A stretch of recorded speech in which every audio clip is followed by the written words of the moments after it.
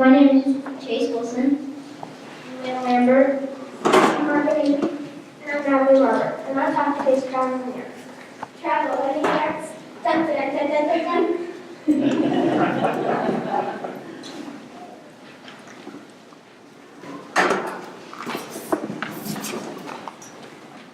So we are trying to help people realize that they do not have the only culture in the world or tradition um,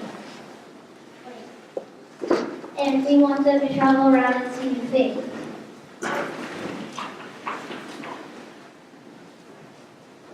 Central idea is travel in the arts opens the door to a whole new world of new traditions and cultures and new landscapes.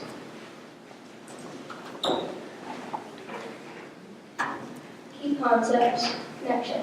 How do the cultures connect with each other globally, and how are we responsible for protecting and respecting other cultures? The lines of inquiry are the interconnection of cultures and the responsibility of preserving different cultures.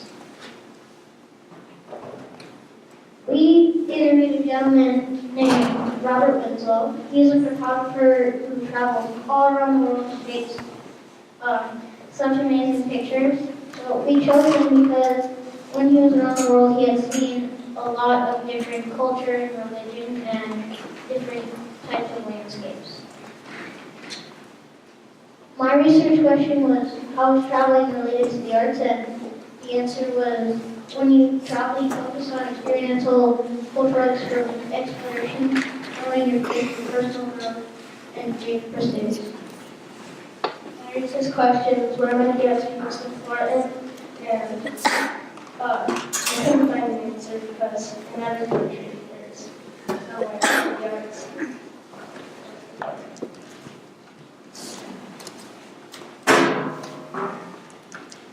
When I went to Puerto Rico, I noticed how they put food right on the table where I was sitting. I went to Hong Kong over spring break, and I noticed how that to white water and different kinds of food is in the U.S.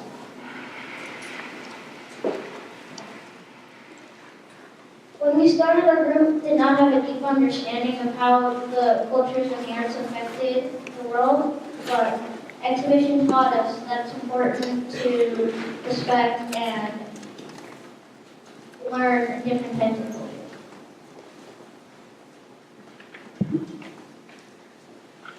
Our action plan was to show people that there is not one culture, there are many, so we should not criticize them. For our action, we presented demonstrators, and we each talked about different cultures. This presentation provided third graders at Needham with a learning experience on why it is important to be respectful to other cultures. We came expecting that the third graders would be excited and impressed with our presentation. We had to work hard to get people's attention, be more prepared, practice more, and add more details. We should never make fun of other cultures or traditions.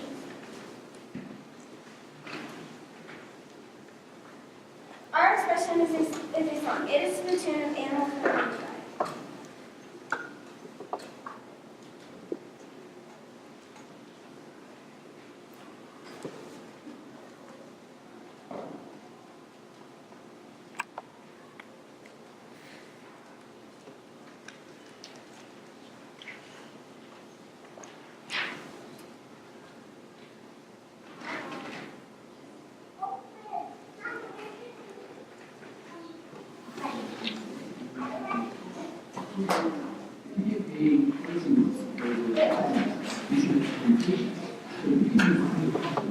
Free YouTube.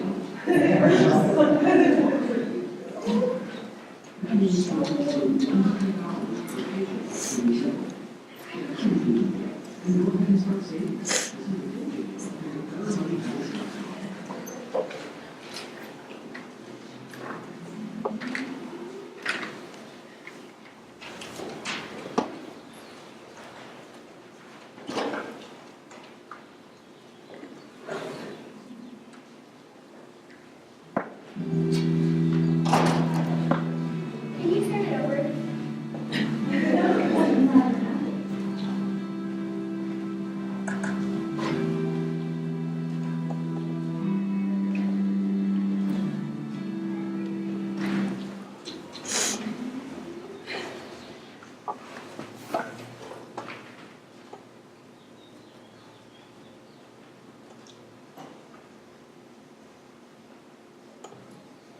go traveling, but I have to remember to it first, just like a traveler, traveler.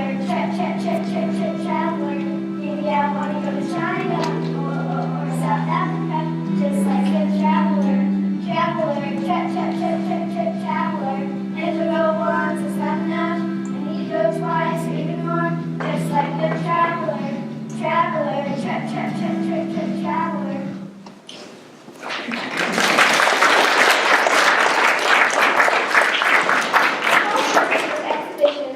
Our exhibition was to show people that we don't have the only culture in the world, and that it's important to travel around the world and see new things.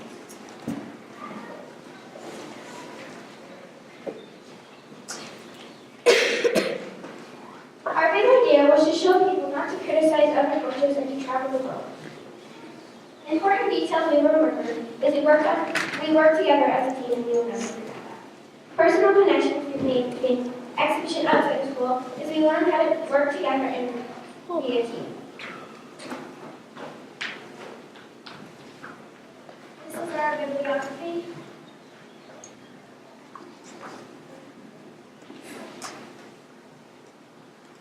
This is our website where we posted stuff that goes on an exhibition, the process of exhibition.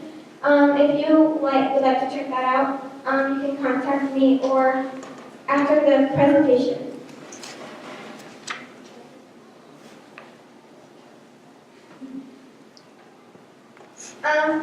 We have also posted some posters up around radio. So if you go onto our blog, you can see where we post them.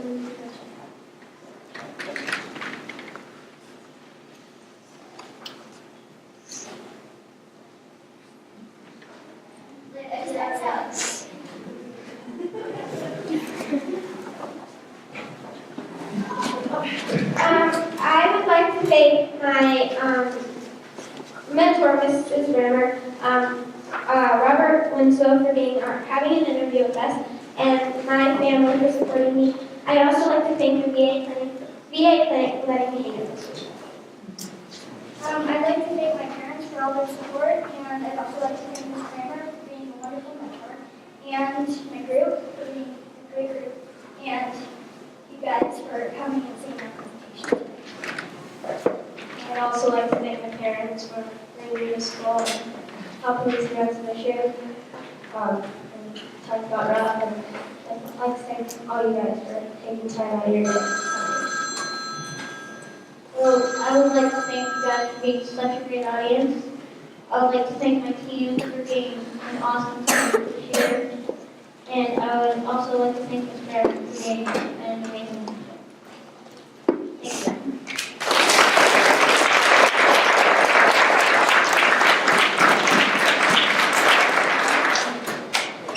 Thank you. Is there any questions, comments, or concerns?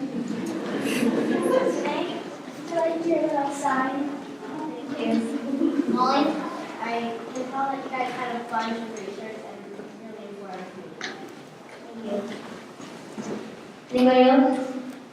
Ms. Knocker? Where's the next place you're going to travel? That depends. Thank you.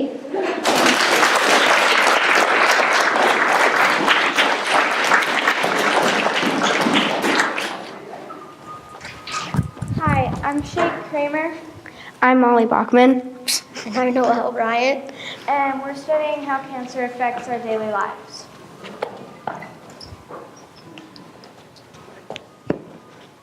For our central idea, we decided to do how cancer affects our daily lives. For our key concepts, we did change, responsibility, and function. For our questions, we did how do you treat cancer, how do people feel with it, and how does cancer affect our daily lives? For our action, we did a lot, and it was a lot of work. We went around the school and handed out orange ribbons to spread awareness for Chloe Harris, a second grader in our school with leukemia. And it took a lot of work to get the amount of ribbon we needed and the math we needed to do.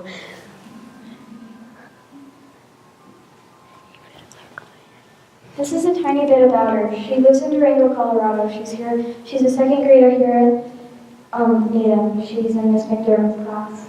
She had leukemia for 2 whole months. She's happily now leukemia-free and will most likely be coming to school as soon as possible.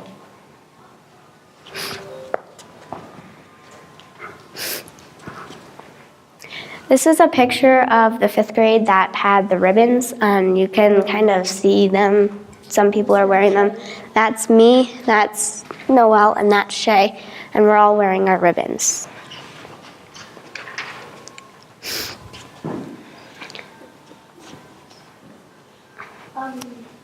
And ribbon facts, most popular ribbon color is pink, which is for breast cancer.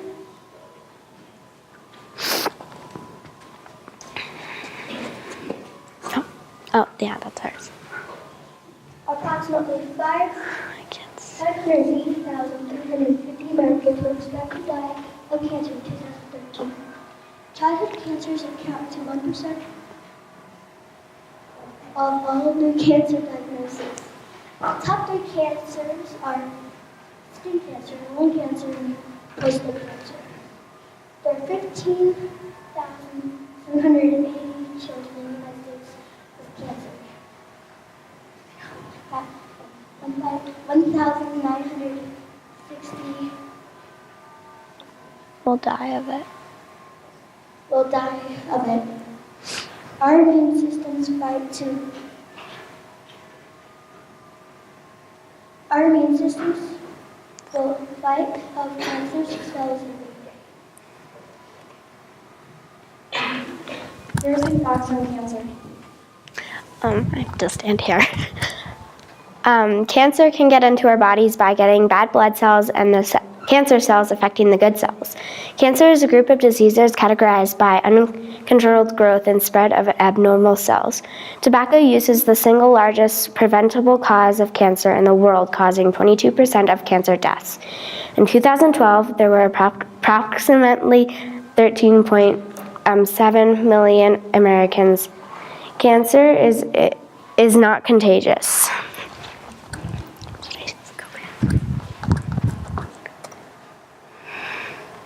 Leukemia facts. Leukemia is a cancer that forms in your blood cells. Symptoms of leukemia are joint pain, feeling of weakness, breathing easily, and loss of weight. There are much more, but you can list them all. Treatments for leukemia are most of the time chemo, radiation, and bone marrow transplant. So the bone marrow transplant is you have to get it from most of the time a relative that has almost the exact same bone marrow and DNA as you. Leukemia is grounded for how quickly it will spread in your blood cells. It's also very common, but not too common. Here are our stories and why we most likely were chosen for cancer. Molly has a grandmother who died of cancer. Noelle, her monkey, has lung cancer. And my dad right now is going through skin cancer. My great-grandfather had prostate cancer. He got rid of it and then died of it. And then my grandmother also had skin cancer. And we just want to thank you guys so much for being here to welcome our people that we really loved who have died or is going through cancer right now. So now we're going to do a little skit or play of what cancer does to our body, and we're going to need some volunteers. How about Kenya? And Adrian. Yeah. Okay, you'll take just a second. So what you're gonna do? Is you're gonna walk in. Get out of the slideshow. You're just gonna walk in. You're gonna be a good cell, and then Noelle's gonna be the place, and she's gonna pass you by. And once she passes you by, And just go and then go back to your seat. Just go sit down. What do you mean pass me by? So she's gonna be like, go like a police, like you're letting people go, but you're driving. She's gonna be like, go, and then you're just gonna go back to your seat. Okay. Thanks. Okay. Get it? Good job. Okay. So, You're so gonna walk by, and Noelle's gonna say, "Good." okay, come here. Come here. Come here. Okay.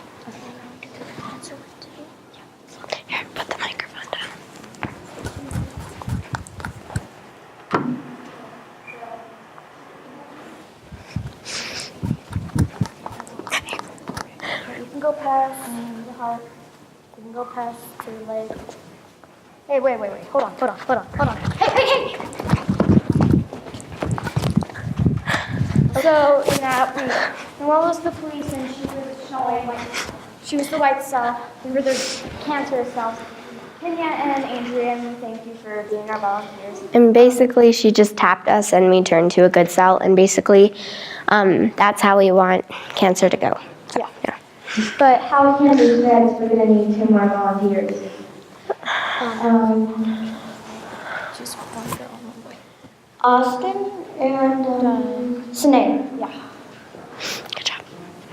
I'll hold it. What are we doing? Same thing, bad way. Okay, so you're gonna go past with just like we did with Adrian and Kenya, okay? But you just go back to your seat after. Same thing, same thing. Okay. Should probably put this microphone down.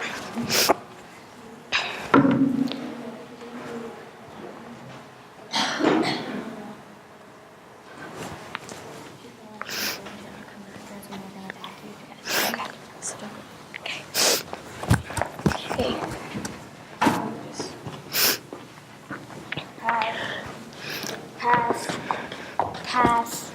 Pass. So what you saw there is then we invaded the body and gave the body cancer, and so we turned the good cells into bad cells. Into cancerous cells. Because the body we were in, their immune system wasn't able to fight it off. And their immune system was confused, which was Noelle. Yeah. So this is our bibliography. This is where we got all our information. We'd love to thank you all for coming today, and we'd also like to thank some special people. I'd like to thank Bob for Vegas Hardware for giving us safety pins for our auction, my family, and Ms. Shank. I would like to thank my parents, my sister, just for supporting me in this because I've had some rough times. I'd really like to thank you, Miss Schnitzler, Miss Knocktreve, and Miss Shank for helping me as well, and Rite Aid for donating a lot of ribbon. Thanks. I would like to thank my parents as well because they also gave me a lot of support. I also love to thank Ms. McDermott for our mentor.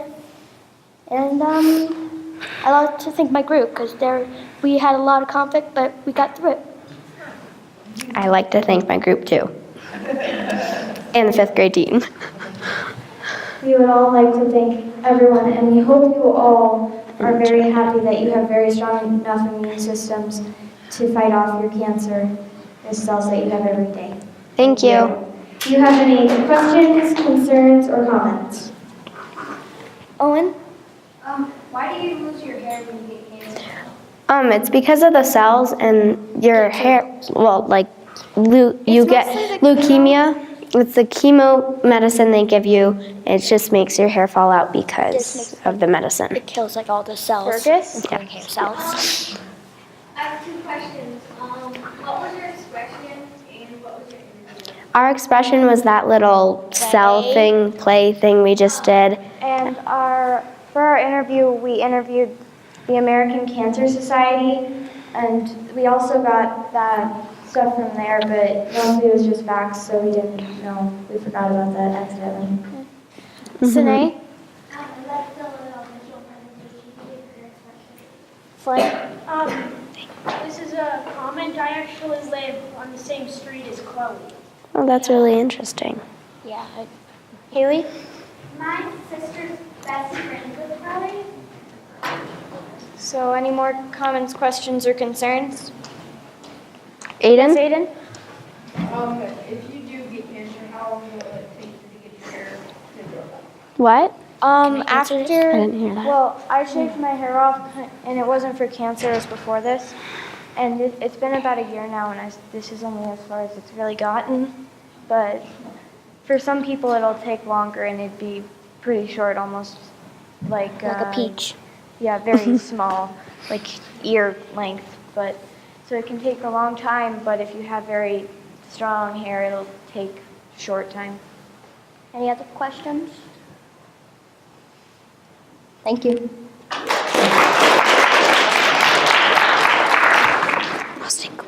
my name is Angelina Kondrak. Hi, my name is Ryder Ratcliffe. I'm Annie Somrak. And I'm Austin Williams. And we're all passionate about animals. We wanted to look into the positive and not negative, so we started to look into what pets need to thrive and grow, what a healthy environment looks like. You're talking a little fast. It's not my turn. It's Annie's turn. The process. Our central idea is that animals have the right to an environment where they can thrive and grow. Our key concepts are responsibility and causation. Our inquiry questions are 1, an inquiry into what pets need to thrive and grow, and our responsibility to provide those needs. 2, an inquiry into the causes and effects of pet neglect/abuse. 3, an inquiry into the prevention of pet neglect/abuse. Stand back so that you can see.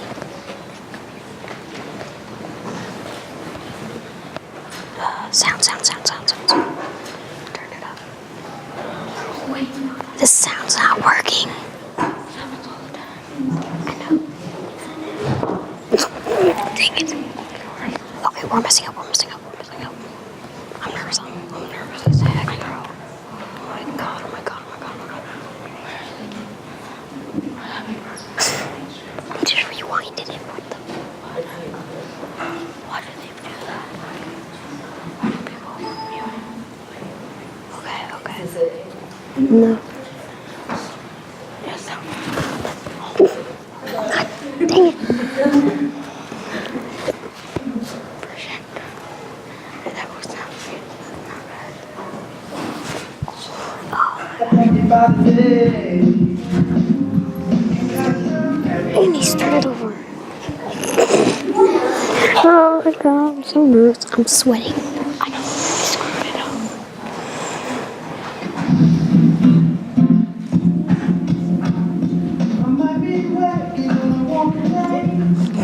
It's not. Okay, step back.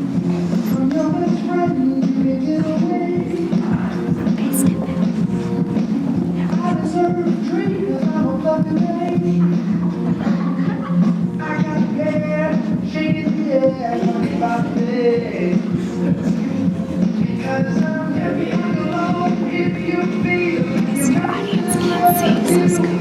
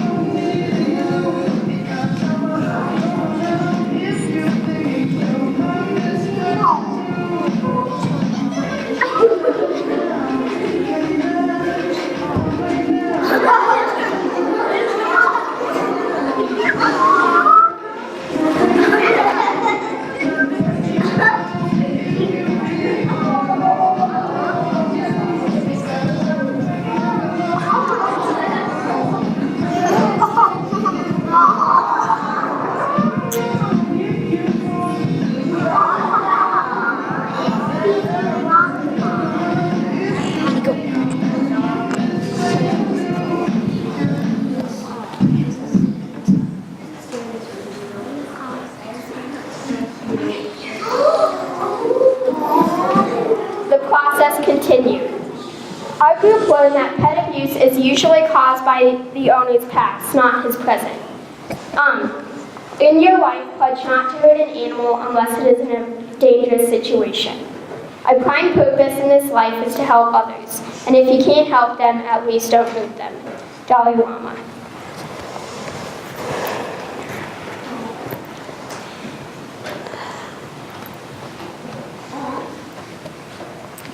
Research. We interviewed Stacy from the Lapata County Humane Society. The main point that she got to us was always spray and neuter your pets because it turns into unwanted puppies and kittens. I learned that all your dog needs or cat is food, water, love, and shelter. I thought they needed a lot more. Data. The maximum capacity of cats is 60 and the maximum capacity of dogs is 50. At the Humane Society. At the Humane Society. Honoring the research, it was websites. LPC, the Humane Society. DDB, which is Dogs Deserve Better, and AKC, American Kennel Club. Oh, primary sources, website and interview.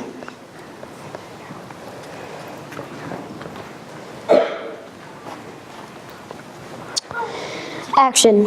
Our action was called Stuff the Box at the Durango Dog Park. We raised about $150 worth of donations. We have already donated supplies to the La Plata County Humane Society. We came expecting more people to be interested in a training session. We have set up to give out tips for your dog and how to bond with your dog. We learned how to be less shy because we had to give a bunch of people information, and we had to just be less shy. Through this whole process, we have learned that we all love animals and like dogs and just animals, period. What? I don't know what to say. Expression. Animals have the same rights as humans. Treat others how you would like to be treated. We were hoping to create the change by informing the community to treat their pets equally. Alas, and demonstrate. Wait, no, Angelina. What are we doing? Expression. We're doing it. Yeah, let's go. We're doing the expression right now. Ryder is an old, lonely man. He's looking for a friend. Hi, would you like to adopt a pet today? Yes, please. Okay, what's your first name and your last name? Ryder Ratcliffe. Okay, it looks like you have pet sat before, but you've never actually owned a pet. Do you know how to care for a pet? Yes. Okay, do you want a dog or a cat? Dog. Okay. So this is a dog. He's really friendly, and he's a lab, and his name is Rocky. Yeah, I want him. Okay. So, yeah. Okay, come on, Rocky. Let's go to the park and get some Rocky Road ice cream. Angelina, you're cute. Ryder is happy not alone. He has a healthy environment for dogs for each. Okay, that's over.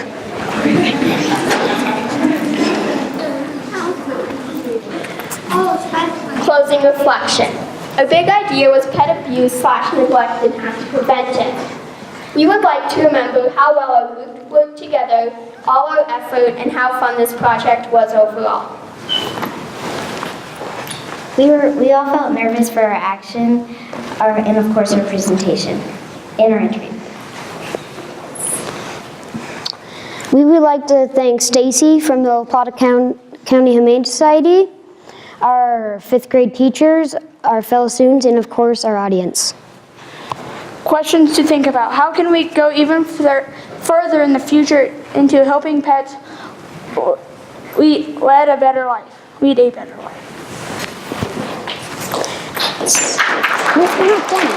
done.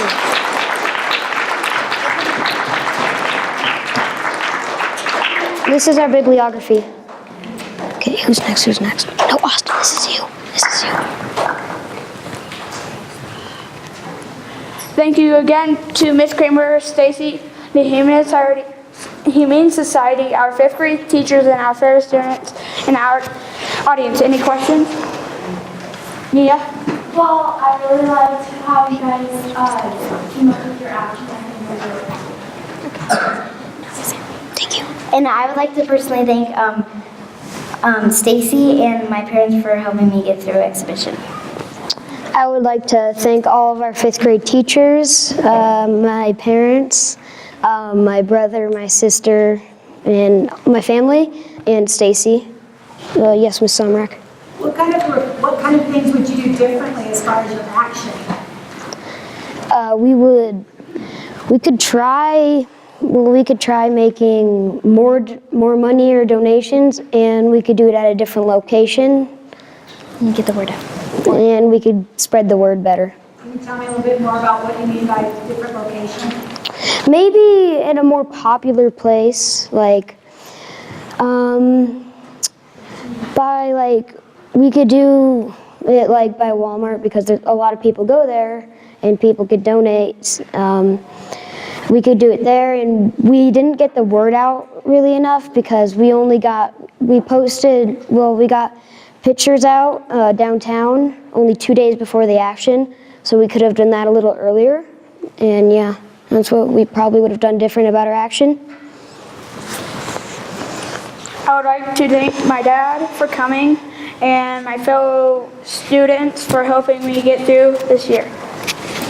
I would like to thank my family, my friends, my 5th grade teachers, and Miss Kramer and Stacy. Any more questions? Any more questions?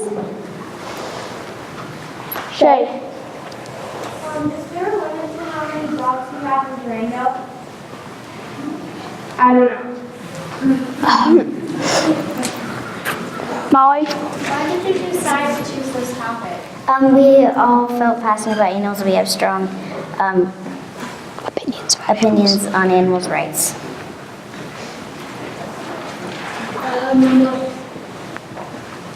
Sorry. Why in Durango why you can't have a dog without a leash on? It's for safety and also, for safety and just because it's polite too. And also people want to keep their dogs close and mostly for safety. Ms. Sumrock? You'd said something in there that people who neglect their pets, it's more based on the past than their present. Could you tell me a little bit about that? Well, It's not true. yeah. So Ms. Snoptree was talking to us about that people sometimes get taught in their past, like of putting dogs in like trash bags or something. That's what they got taught, and that's what they were shown. And also just their past, maybe they had a loss or something, and they feel they need to blame it out on someone else. Molly? Do all of you guys have pets? Yes. Yeah. Mom? If you could give advice to anyone about dogs that they have now, or dogs or cats and dogs that they have now that they're going to get, I'd like to hear what each of you about what advice you would give. Usually you would try to pick a nice dog if you have children or something like that. But you usually want a nice dog. And cats, yeah, you're gonna want a nice one of those too. I recommend is if you automatically have a bond with your dog or cat, and also you just need to make sure you have a healthy environment. And if you want a dog, then pick the dog that suits you. If you don't have time for a high maintenance one, then don't get a high maintenance one or a puppy. If you have time for an older dog or something and he doesn't need as much walks or something like that, if it suits you. I would probably say kind of like what Angelina said. If you don't have time for a dog, don't get one. And probably just take care of your dog and just give it like lots of love and just take it on exercise walks. If you have a dog, you should have enough room for it to roam around and get it out once in a while for exercise. Okay, Flynn. I believe you had a question, Flynn? Yeah. What would you do if you found an abused dog that wasn't yours? Well, it's best to call the Animal Control or Humane Society because dogs carry diseases and yeah. Kenya. No. You guys all have dogs? Yeah. Yes. Kenya? Here's my turn. What if you don't want to, like, Last question, Shay. can volunteer? You can volunteer at the Humane Society, so you don't have to take care of them, but you can still be with them. Or you can foster. Question. Shay. I have a comment. I have 6 dogs at my house. Wow. Okay, last question.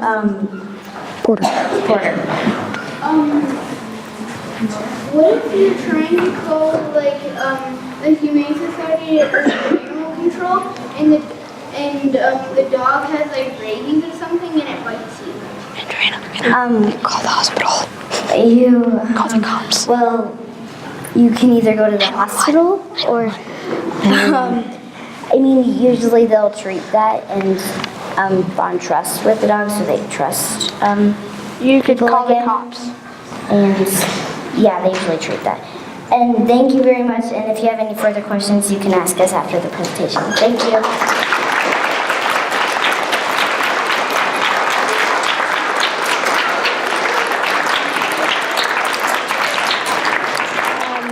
Bear Smart kills 46 bears a year.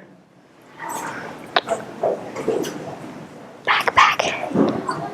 Our primary research was on the computer.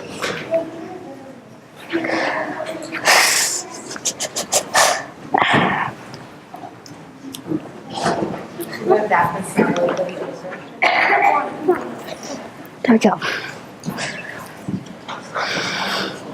Our discoveries is that that they're not the conflicts we are because we're taking over their habitat, and that bear hunts are actually good. Our action plan was to teach a summer class about bears at the fish hatchery. And then we were about to call and ask if we could make a reservation, and we actually heard out that it had to be during exhibition. What we ended up doing was teaching Mrs. Hanson and Glick's class, and also Mr. Morse's class about bear safety and how cool it is. We taught Mr. Morse's class, Mr. Cool Bear, and what he is he's a bear, and he teaches bear safety too. So this is the class. And then this is our poster, and it's 30 easy steps to bear safety. And we had the class sign it, and there was only one person who didn't end up signing it, agreeing to bear safety. And then these are just pictures of them signing.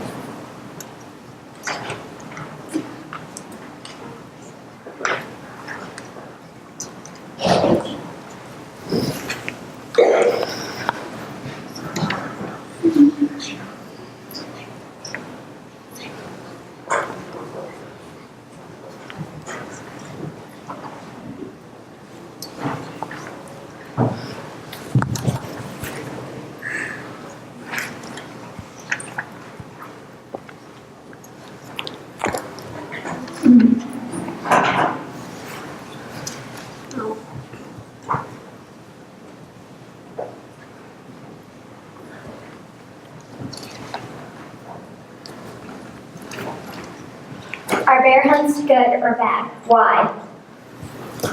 Any hands? Anyone? Joel?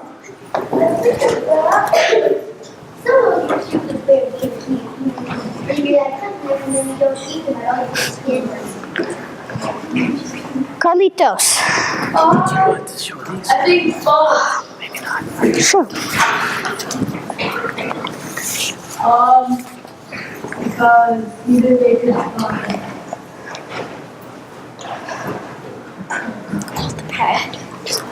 Rhea. So you're raising your hand. Michaela. Yes, and no. So both. So both. No. What? So it's both? Okay, that's all for now. Saturday, June 6th is a Spring Bear Wake Up Social. We will be volunteering. It's from 11 to 4 at Rotary Park. Also, there's going to be a costume-related parade, so you guys can dress up as Bear Awareness. 4.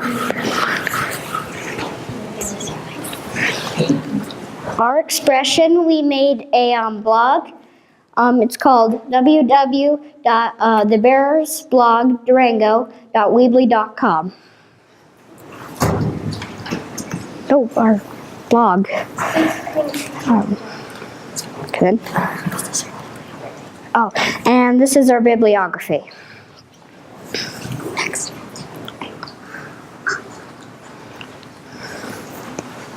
I would like to give a huge thanks to the DOW, Bear Smart. Another big thanks to the 5th grade teachers, Ms. Shank, Ms. Hitzler, and Ms. Knocktree. And a huge thank you to our amazing mentor, Ms. Hanson. So right here we have Mr. Cool Books, Mr. Cool Bear Books, and we'll pass them around so you guys can read them. Let's just show them under that Elmo thingy. That's what they call them, Elmo.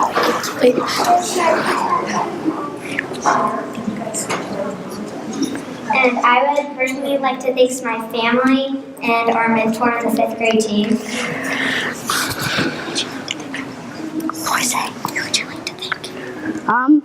I would like to thank my group and DOW for letting us interview them and Bear Smart. Any questions, comments, or concerns? Molly? Did you like figure that this was your topic? Yeah, we really did. The Summer? What did you learn about bear safety? We learned a lot about bear safety.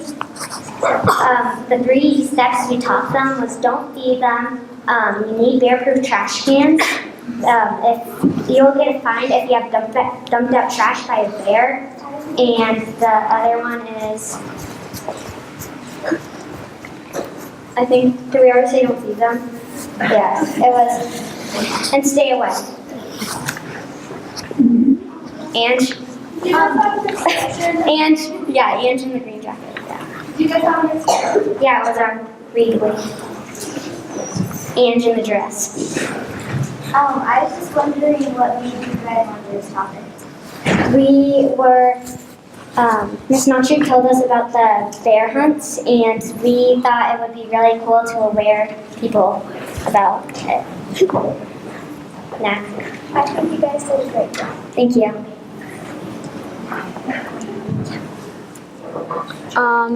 Michaela? Which birds are killed more often, raptor or brown bear? We don't know that. Quite yet. Austin? What's the bear head for? Well, Bear Smart let us borrow it for our presentation to entertain. Riley? How many chances do bears get, putting it down and making trash before they have to? It used to be 3 strikes, but they changed it to 2 strikes because that bear will remember that same place for 5 years. How do they remember? How do they know if it's the same bear? What? How do they know if it's the same bear? It's by a tag. Yeah. Benjamin? Did you find out about how many bears there are in the Exotic Garden? No. Let's get the little guys. I would just like to share something. My dad brought it, so.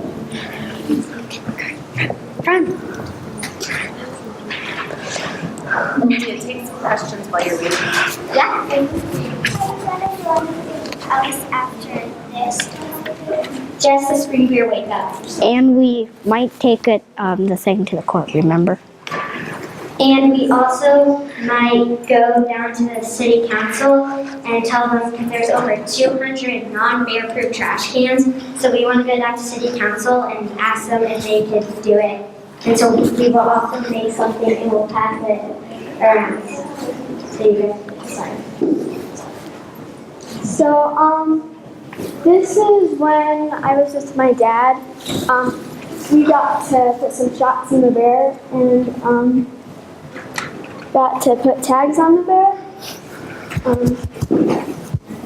We got to pet the bear and like see how heavy it was and everything.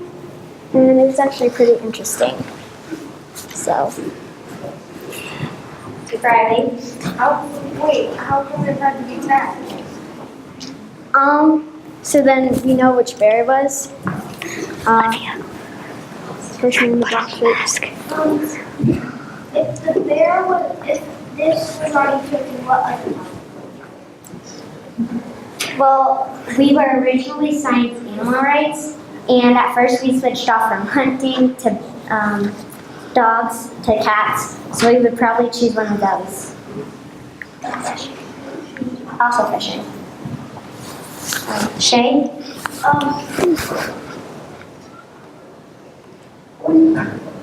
do you attack a bear? Like, do you attack it when it's young, or do you attack it when it's older?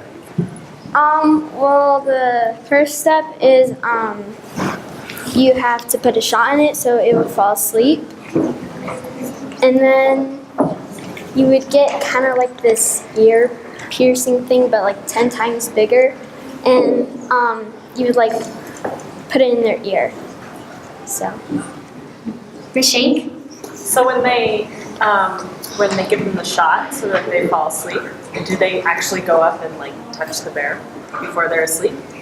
No, there's like this long stick thing that has a needle in it. You have to like poke in like the leg area kind of, and then you have to wait a while. So. You back there? Yeah. What is your opinion on bear safety? Well, we agreed to the bear safety because if we didn't have bear safety, then probably most of us would probably be in danger. Shay? Bears attack humans often? Only really if you attack them first. Or if they're scared, or if they think you're trying to take their food, they might attack you because they're really hungry. Thank you for listening.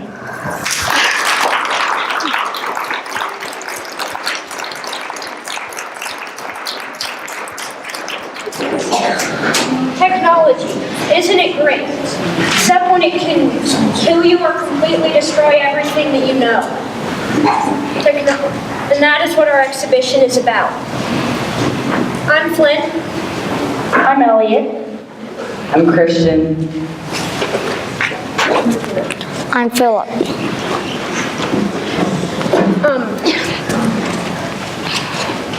Our exhibition topic is the overuse/misuse of advanced military technology. And in our presentation, we've decided that we would focus mainly on nuclear weapons and predator drones. Our central idea is humans have the capacity to make impactful choices with technology that can cause mass destruction. Our first key concept is function. The initial question is, who is the biggest producer of these weapons? Our second key concept is responsibility. The initial question is, what responsibilities do we have to these technologies of mass destruction? Key concept 3 is perspective. The initial question is, how can the view of these weapons change with different perspectives?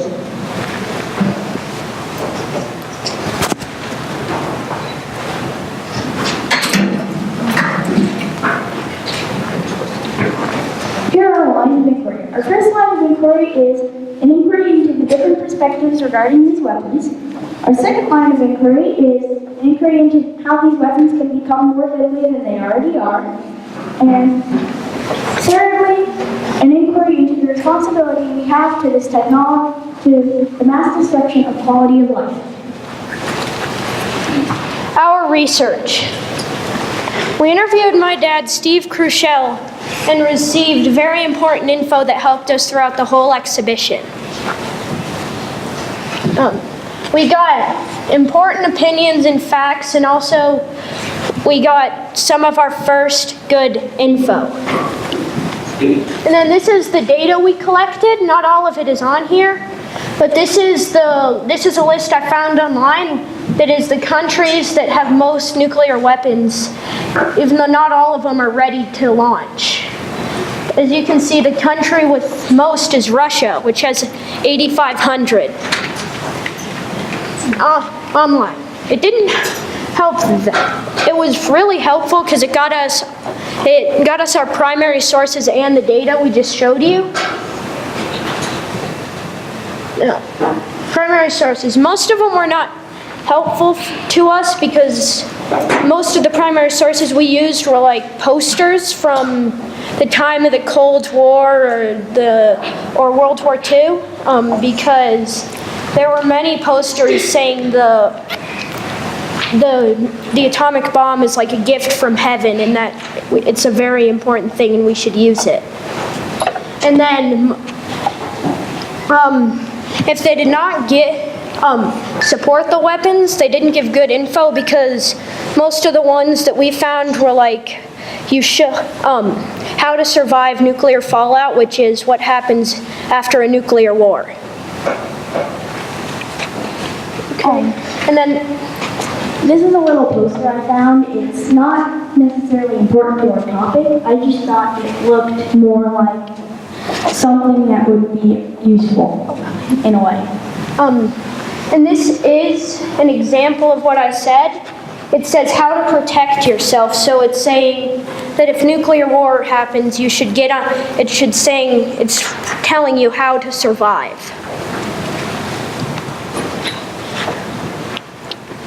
Drone stories. Here's some stories that I came through with my book research and online research. Did you know that 2,500 innocent civilians were killed in the raid to kill Osama bin Laden? First-hand account of a drone strike from a small girl in a village in Africa. I was walking home when I heard a loud roar and my house exploded and my family was gone.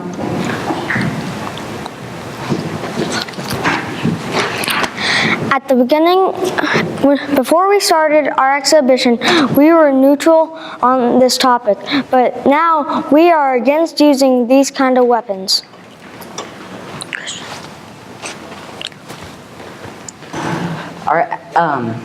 Our action we were planning to do was a trivia, and also, but we couldn't do that because didn't want to do that because we decided making an informational app was much better, and it explained to people facts about weapons of mass destruction, and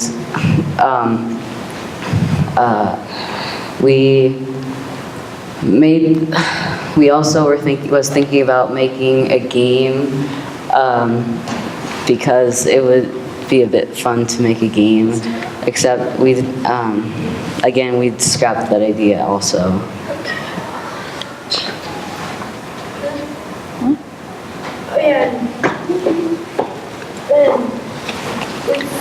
I don't know what happened. This is supposed to be what the actual app looks like. There it goes. Oh. No, it's okay. Maybe see it. Huh?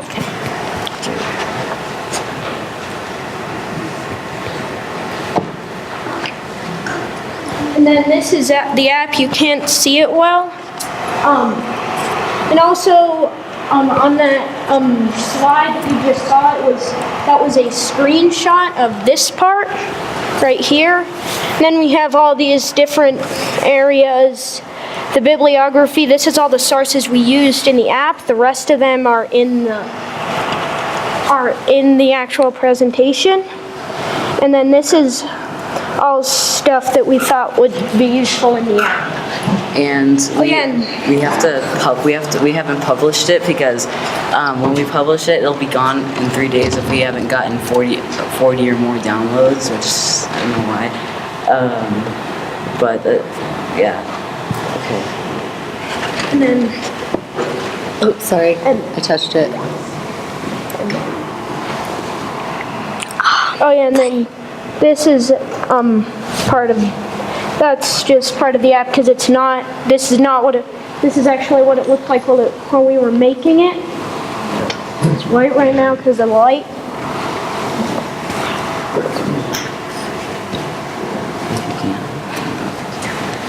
There. Over here.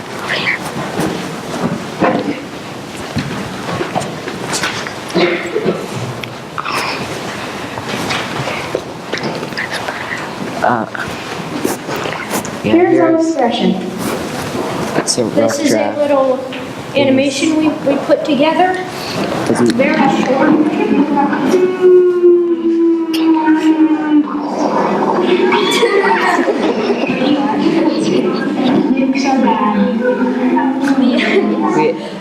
We meant to make it funny.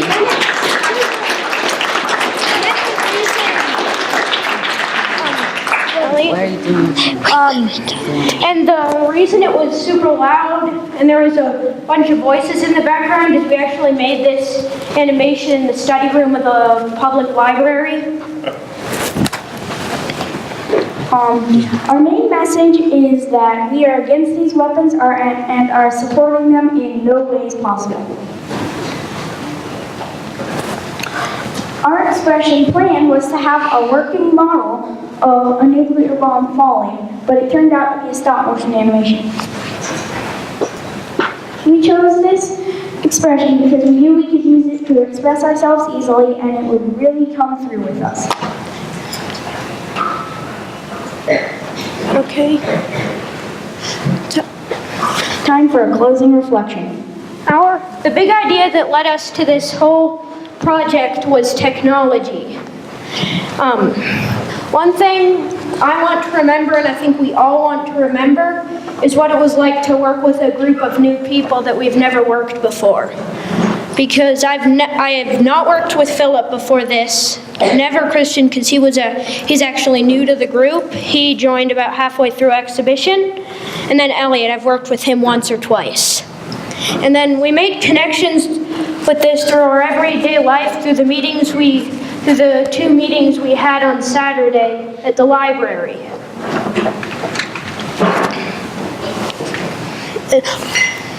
Oh yeah.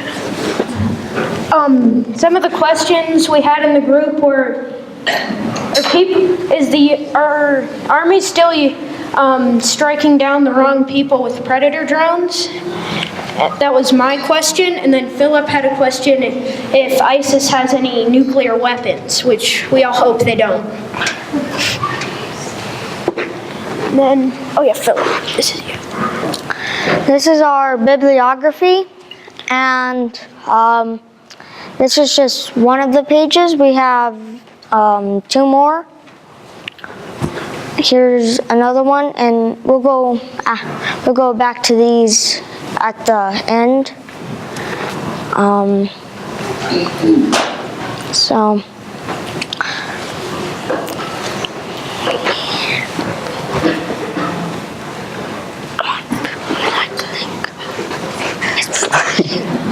All right. We would like to thank our mentor, Miss Mira, for helping us through our exhibition. And she was very, very helpful, and she wrote down a bunch of stuff we had to change, and then we like to thank Flynn's dad, Steve Crucial, who we interviewed and got a bunch of very useful info, and the 5th grade teachers who helped us through everything. So thank you.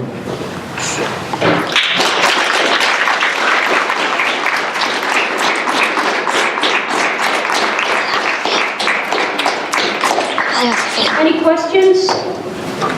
Austin. What's the most deadliest nuke? Well, there's really just the nuclear bomb, but the one with the largest explosion is probably the Tsar Bomba, which is also known as the hydrogen bomb, which they set off in Russia and caused an explosion so powerful, no explosion has matched it yet. Adrian. In Hiroshima, the Americans dropped an atomic bomb. Do you know how many nuclear or atomic bombs they had back then? Well, at the time, we only had two, the one that we dropped on Hiroshima and the one we dropped on Nagasaki, unless you count the one that we tested in New Mexico. Angelina. I was just wondering what made you want to do this topic. We chose this topic because we're all interested in technology. And then one day I was thinking about what we should do for our main idea for exhibition. So I thought of the misuse of powerful weapons. Riley. Which one did they drop in Hiroshima, the fat boy or the little one? The little one, the thin one. Little boy. Yeah. Aiden. How many people would die a year from a nuclear War? Yeah. At least a few billion. I mean, plus who knows how many other species would be wiped out. I mean, the nuclear radiation, if you weren't killed by the explosion, you would be killed by the radiation. Shay. What was the first test on a nuke? It was in the desert of New Mexico, kind of towards the center. It was called the Trinity test. That was the first nuclear bomb test, and that happened in early 1945. Owen. So was that test, was that like the one in Indiana Jones? No, that was after World War II during the Cold War. Kayla. Do you know how many bombs things are in the United States? How many what?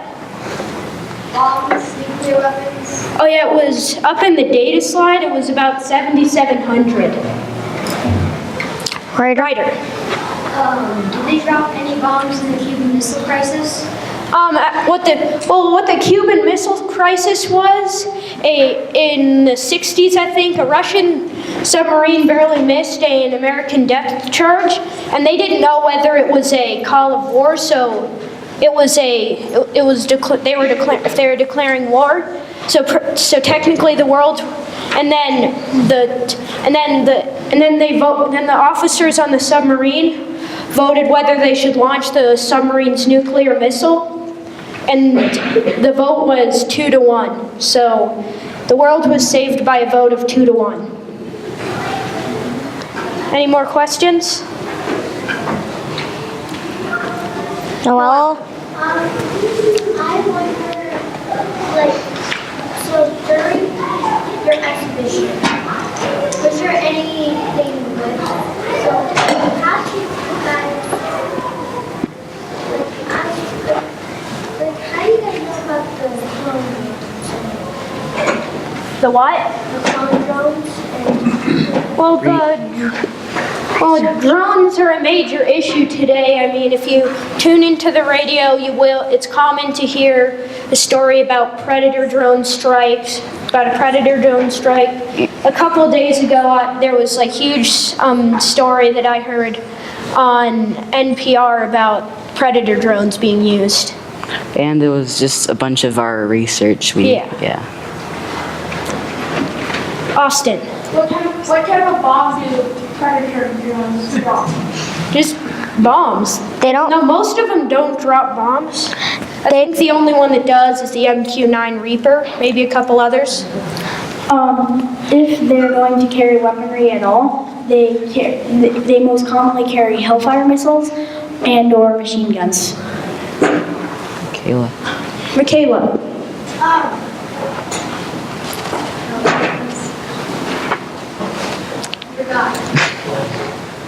Okay, I guess there are no more questions.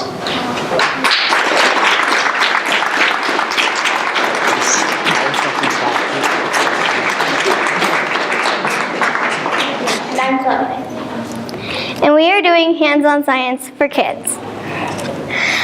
Our group project is relevant. How our group project is relevant is little kids can make discoveries too. Go. Go. Go. We based our central idea off of our topic, and our central idea is scientists express themselves through scientific discoveries and exploration, which results in changing our world. Our key concepts are based off of our central idea, like our first one, change. How has science changed from past to present? Or responsibility. Why are scientists held responsible for following science procedures? And perspective. How can scientists integrate different data based on their opinions? And here's our lines of inquiry. Change. An inquiry into change and focus in science. Responsibility. An inquiry into responsibility for open-mindedness. And perspective. An inquiry into sharing perspectives for ideas in science. To gain good research, we interviewed Mrs. Logan from the Rainbow Discovery Museum. We also did a survey on why we like science in schools. To get more quality research, we went to other websites. These are some of the surveys we did, and here's our first one. We did this one at our action. Our action was hands-on science for kids. We did it with the first grade class, and we had them fill out this survey. The questions were, did you like this project? And all of them said yes, except for one. Then the next question was, what did you like about it? And lots of them put a really cute response. Like one of them was, I like when I saw they showed me how to do this project. And then our next survey was only for teachers. And the questions were, do you believe you have enough time and resources to teach science in your classroom? About 6 of them said yes, 9 of them said no, and 3 of them said sometimes. Our other question was, do you believe it's important to teach science and have kids conduct science experiments in elementary schools? And all of them said yes. How our questions and thoughts have changed is when we started doing science, we didn't really know about science, but now we want to tell everybody about science, and we are thinking differently. Our action was going to a first grade classroom and doing a science experiment. Our experiment was blobs in a bottle. We came expecting a lot of blobs, but when everybody shook their blobs in a bottle and added a lot more water, it turned into smoothies in a bottle. And now we would like to show you our video.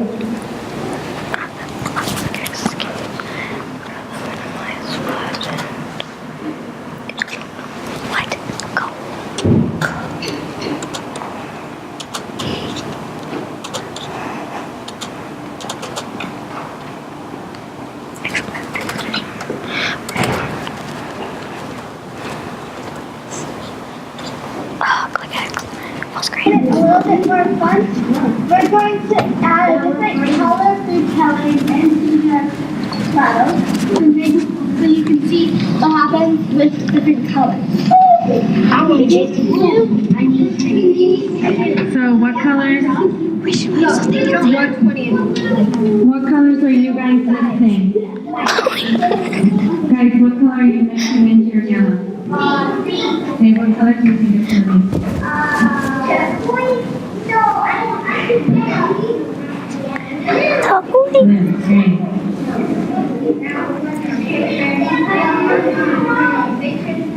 What color did you guys have in?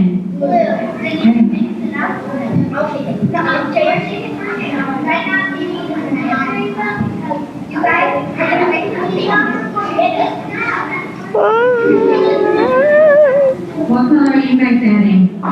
Okay, you're going to add a lot.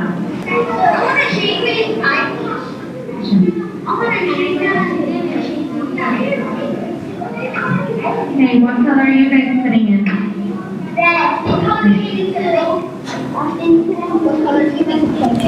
Purple.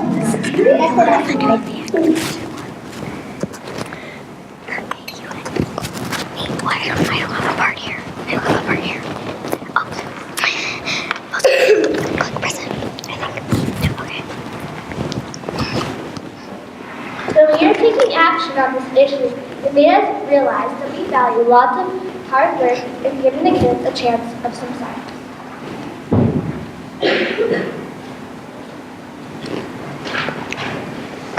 Our big idea on exhibition is hands-on science for kids. And this is how we came up with our expression. And here is our expression video. Wait, hang on.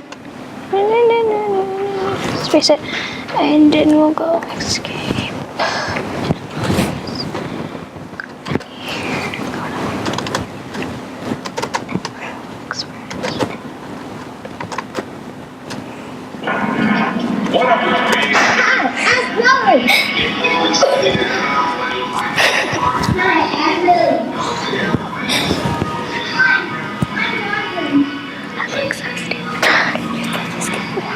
No, we're not going to do that because everybody else did.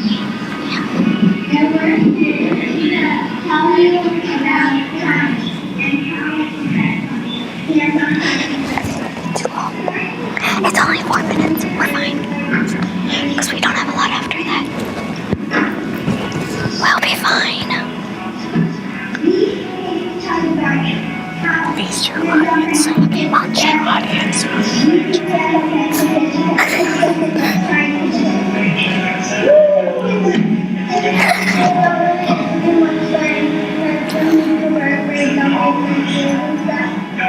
But science is very important. Science is awesome,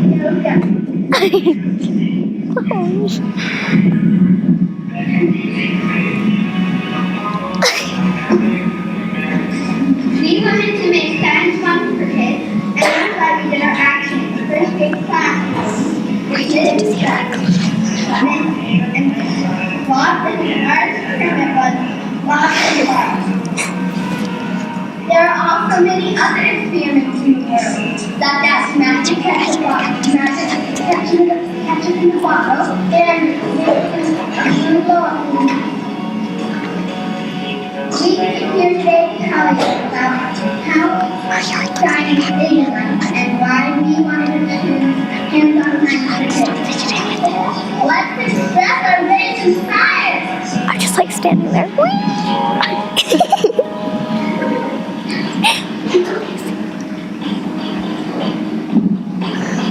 Like, what are we doing?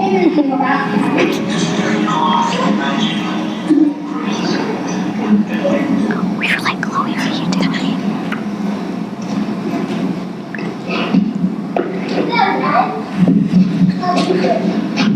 What do you think science is to you?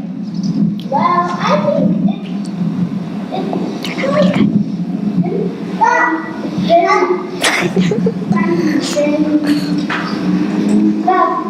What do you think of the thing is science is very fun and it gives you to learn a lot. Science is cool and learn and generations.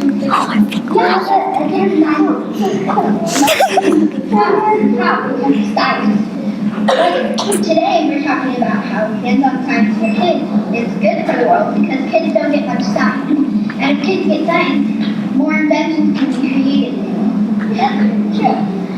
And without scientists, how would we get all of our medications to keep us healthy? Without scientists, how would we have doctors in the world?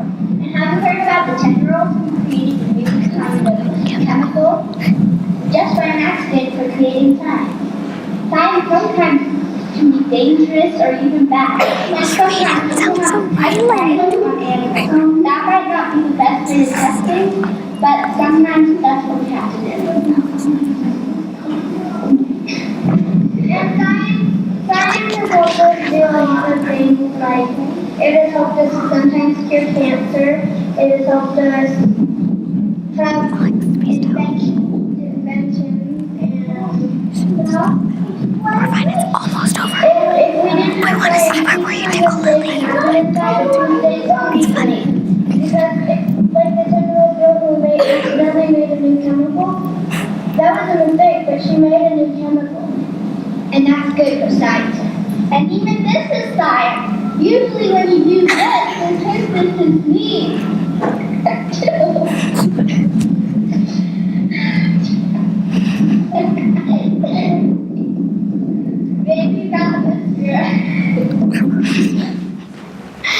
So our expression was really crazy, and but we were expressing our ways in science.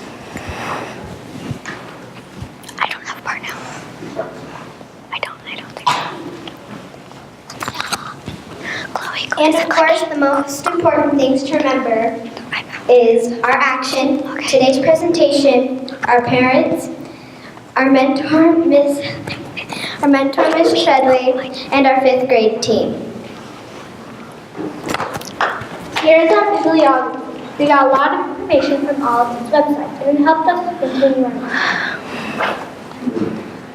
Next slide. Questions?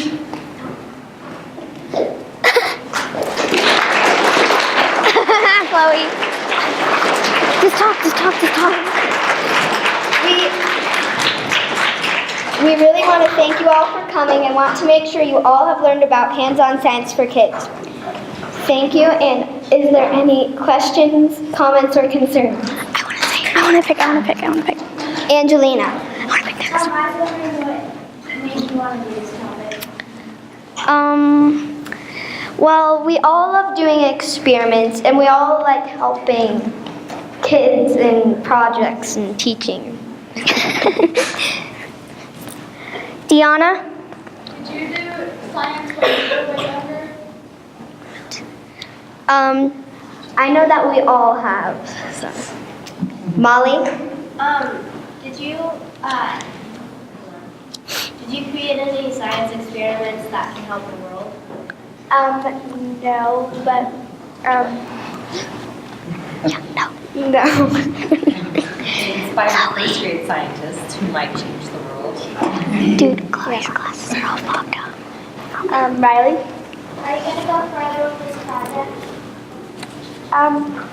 Yeah.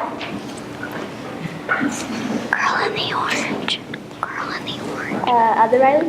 Oh, I did. Oh, sorry. Okay, Madeline? No. You have to pick the girl in the orange. I don't know her name though. We were going to do more classes, but we ended up only doing one because we were running out of time. Blah, blah, blah. Were you guys kind of born with the talent to do science and stuff? Maybe. I feel like I was. Austin? What class did you do? We did Mrs. Dunn's class. Good. Thank you. Oh, wait, Molly.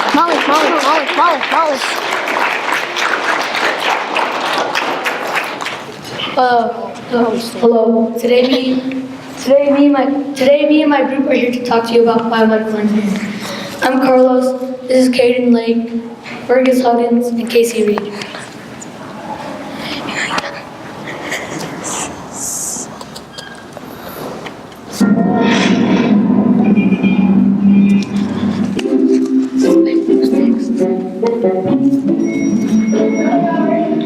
Just gonna go down here.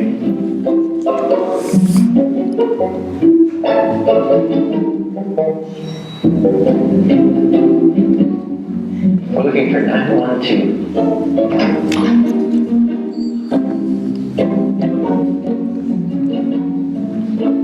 Hey Alex, how are you? Pleasure to meet you. I'm another bionics expert on hand, so I thought I'd drop by. Thank you. Yeah, it's a pleasure. Nice bow tie, by the way. How are your travels? Very good. Well, I thought I'd bring one of my gauntlets and match it up with yours and see if everything's copacetic. You want to have a look? Sure. Ready? Yeah. Great. Each one looks the same. Actually, I think yours might be better than mine. What do you say we both try them on, do a progress report? Okay. You know who that is? Iron Man. What's his name?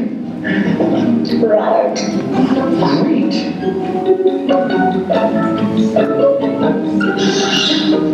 God, dude, it's even cooler than I thought.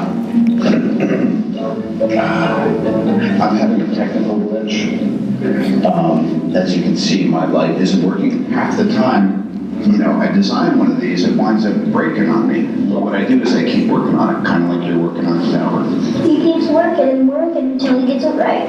Yeah, I think yours is still a little bit more right than mine, because at least, The lights work. your light works, yeah. Oh, look at that, the marriage of robotic technologies. Bang, nailed it. Love it. Hey, good job, Albert. Thank you, sir. Yeah, appreciate it. Albert has made it so affordable. I'm probably going to start farming out a lot of my tech work to Albert, too. I feel like he could cut the price point down on one of my suits, which right now is, I guess, about, I don't know, $1.5 billion.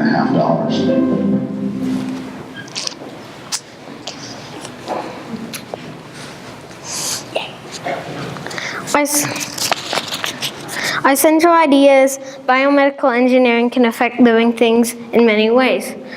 Our key concepts are, one of ours is form. Our initial question for this is, when will biomedical engineering evolve again? Our next initial question is, why is biomedical engineering useful to living things? That goes with the key concept of change. Our last key concept is function. Our initial question for this is, how does biomedical engineering help living organisms function differently? Our lines of inquiry are, new forms of biomedical engineering inspire people. The changes in biomedical engineering inspire people, and biomedical engineering is hands-on.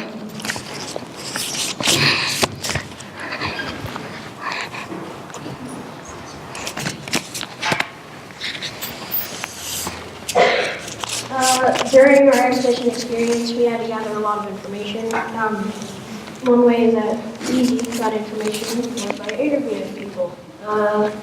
These people include Joe Gosar, who was born without a hand, and Dana Hinkle. We asked to interview Dr. Youssef, but he was busy, although that was expected since he is a spinal surgeon.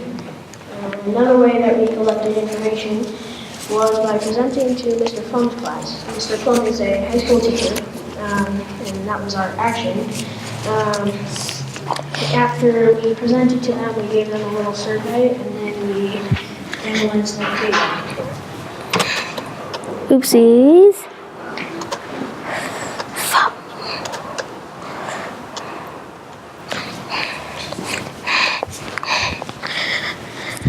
So we asked Mr. Flum's class 4 questions. The first question we asked them was, before this presentation, how much did you know about biomedical engineering?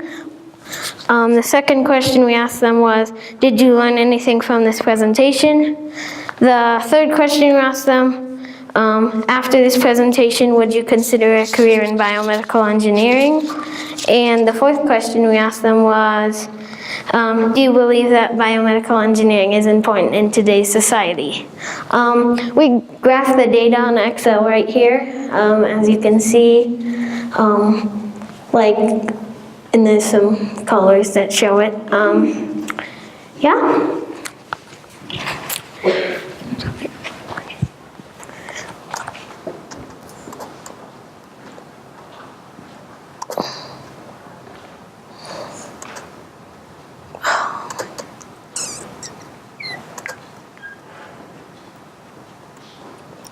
Oops.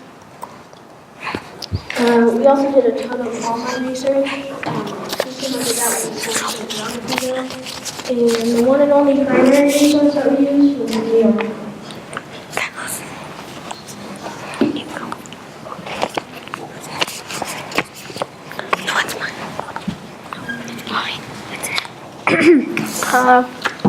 Perspective. Our group's perspective about exhibition has changed because at first we thought biomedical engineering was just cool stuff, but later on we realized it's actually a helping hand, sometimes literally. Let's see here. One of the things that we have to do in exhibition is called an action. For our action, we talked to Mr. Flum's high school class and gave them data, and they answered it. When we were walking to high school, we thought that we were going to freeze up or that they wouldn't give us any attention. But it turns out when you do something or make it fun, people will pay attention, and that we learned a few ways to ease our fright, like by looking in the back of the room. Yeah. One of the most important things we thought about the action was that we can work with high school students, which is very hard.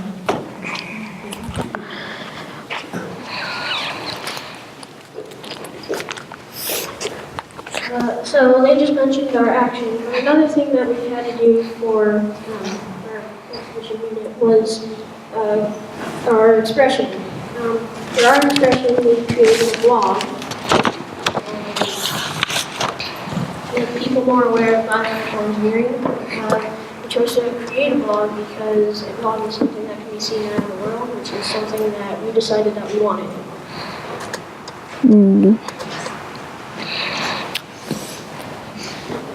So this is our blog. We have a lot of cool information on here. We have a lot of videos as well. There's one that I'm going to show you really quick.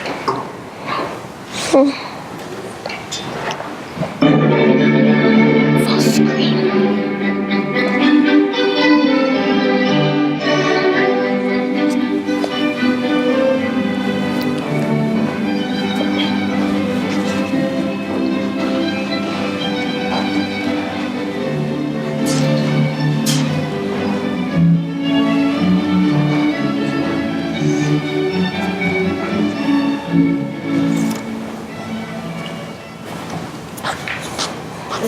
So that's that.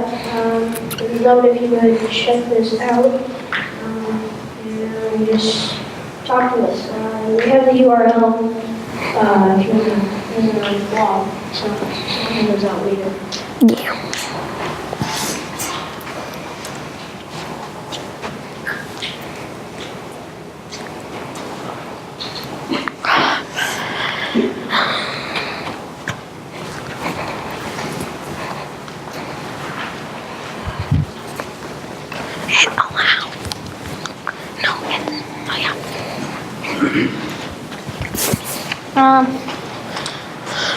Reflection. So in case you haven't figured it out, our group's big idea is people need to be more aware of biomedical engineering. Some important details that our group wants to remember are all the days we worked together hard and collaborated well.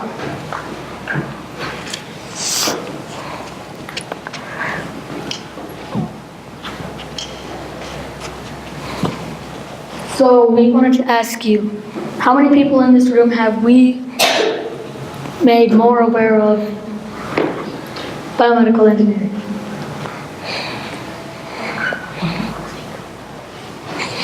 Cool.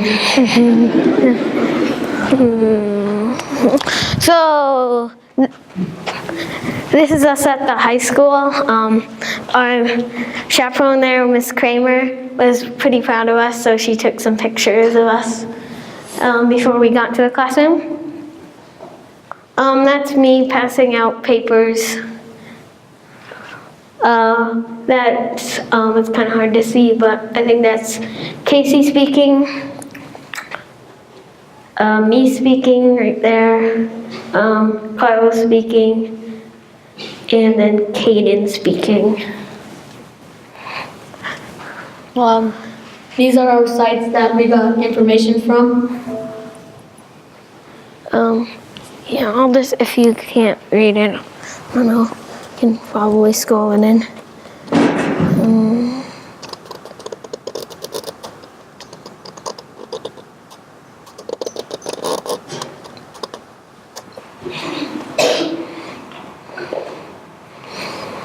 So, on behalf of my group and I, we would first of all like to thank our 5th grade teachers for helping us and always being there.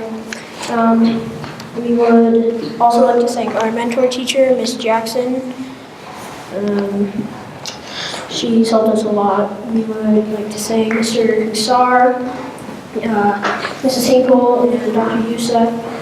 We would also, of course, like to thank Mr. Plum and his class, Mrs. Kramer, who was our chaperone when we went over to the high school, and our parents for getting us everywhere that we need to be outside of school.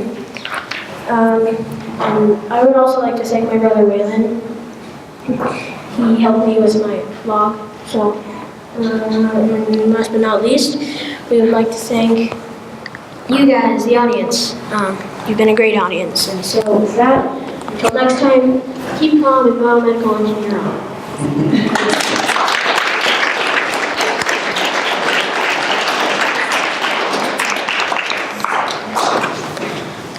Any questions? Flynn. About how many people in the United States use prosthetics? Well, we don't exactly know, because, yeah, but probably a few. 200. Austin.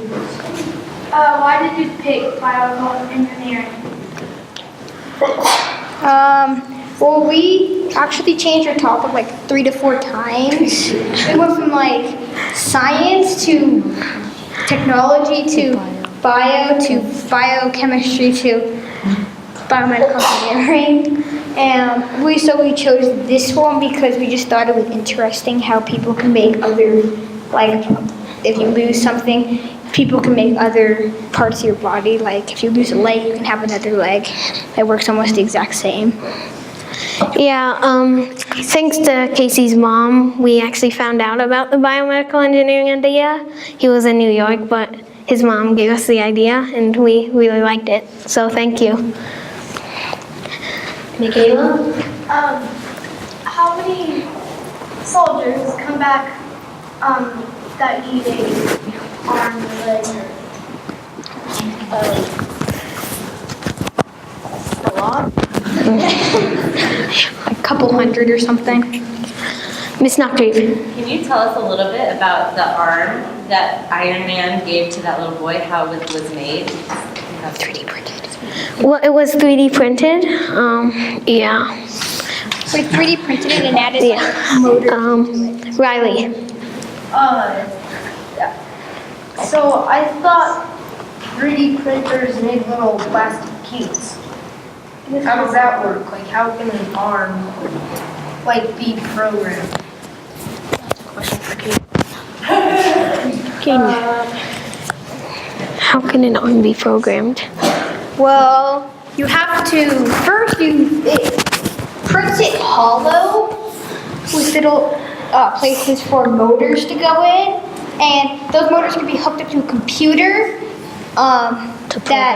that's hooked up to a microchip that you can type in. Like there's like a few websites that you can type in codes for what the arm needs to do when it gets this type of electric shock with your real arm, and it hits the circuit board and tells what the motors to do. Like if it's like pretend I want to grab glass, it tells the motors to grab the glass. Oh, that's really cool. It's kind of like with the electric shock, there's different frequencies for that. So someone's constantly controlling your arm? You are controlling. Yeah, with your brain. Is getting the Signals from your brain. Oh, cool. Ben? Is there such thing as a prosthetic ear or nose? I'm not exactly sure. Probably, maybe somewhere out in that world. Yeah.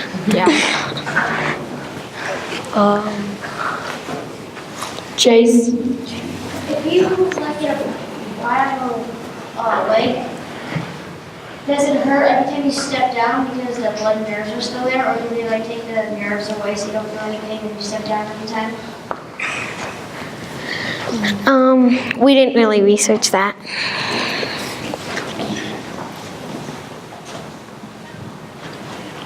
Riley?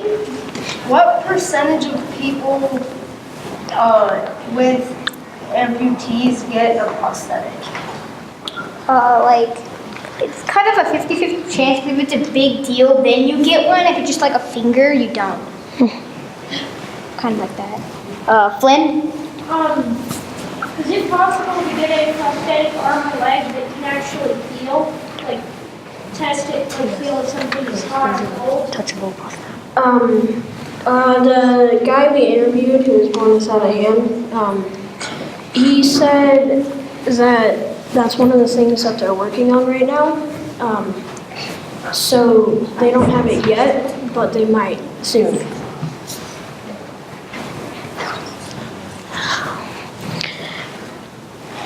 Austin. Do any of your family members have bionic arms or legs? Not really, but we did have some personal connections. I guess we could share them.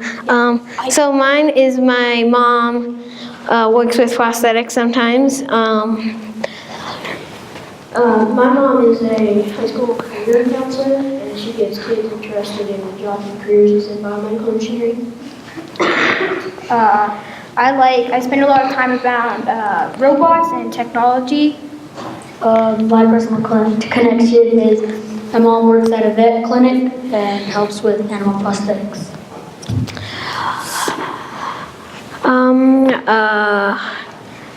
Shay. Do you have any conflict in your group? Time to time, yes. Jocelyn. Time to always. What is one of the major reasons why people need to get prosthetics? I didn't hear that. What was it? What is one of the major reasons why people need to get prosthetics? Well, if they like pretend that you get in a car accident and the seat falls back on you and you have to get your leg cut off, that's one reason. There's lots of different reasons, there's lots of ways you can get one, but one of the main reasons is just normal crashes.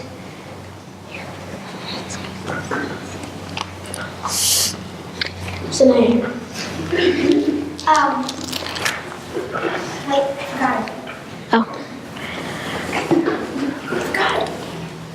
Caleb? What likely is it that you get like one leg, like RAR maybe? Like one leg, like a pirate or something. Like what chance Like, do you mean what chance would you be born without a limb? No, like what chance that you get like a one leg, like the pirate shows or something? That's 1800s.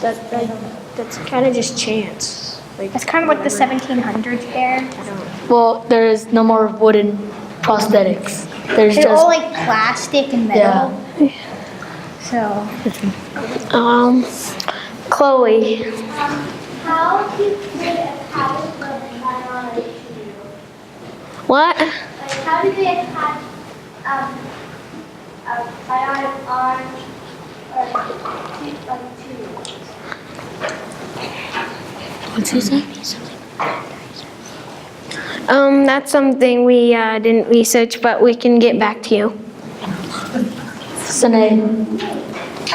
Like those people are like born like without a limb, like that maybe for a man or person you had on him. Do they usually get a prosthetic arm or hand? Do they usually do that, or do they just stay the way they are? Sometimes they get prosthetics or not. Thank you for joining us here. We are here to give you a special presentation, but first let me introduce you to the group. This is Kenya, funny but sensitive, and is a great friend. This is Ian, funny and has great ideas. This is Deanna, strict and sensitive, but adds on to great ideas. And I'm Nick, the joker of the group. But I still help. It is time to get serious for our serious subject, pet abuse.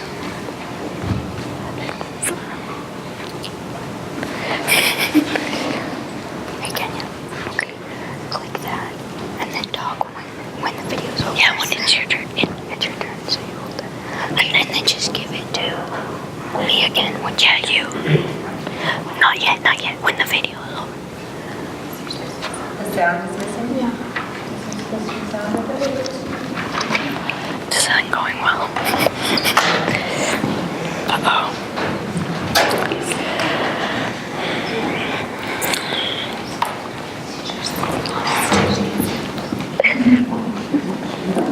It's a state-of-the-art failure. I don't think I need this because I have pretty loud voice. It's alright, just keep it in case. Just in case.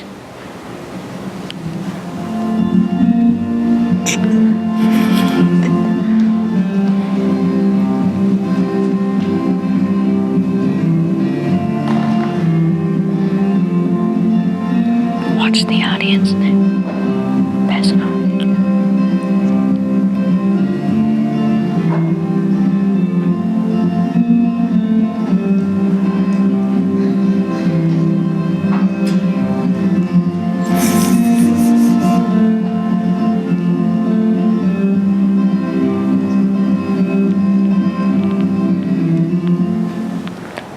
Okay, you're on the air. We all pitched in when the lines of inquiry were written. We all shared our ideas to create the lines of inquiry, which are these. Pet abuse impacts our life and the animal we harm's life. We are responsible for our pet's life.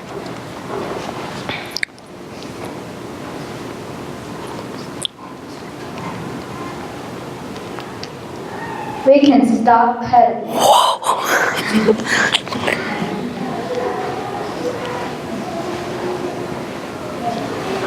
Our lines of inquiry, our central idea is respectful relationships between animals and humans creates a respectful environment. We communicated our lines of inquiry, our message by making an expressive video.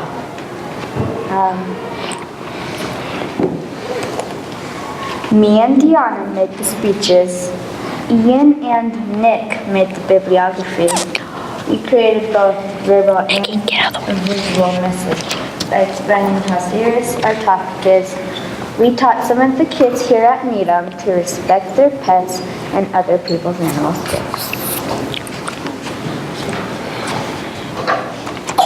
We made a pledge.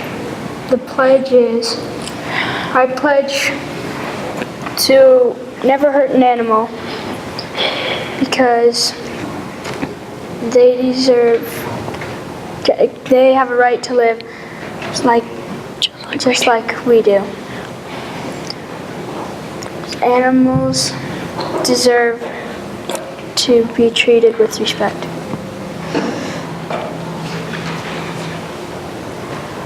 We held this event in the lunchroom. Anyone could sign. We got 261 signatures. We put the poster up in the 4th and 5th grade hall.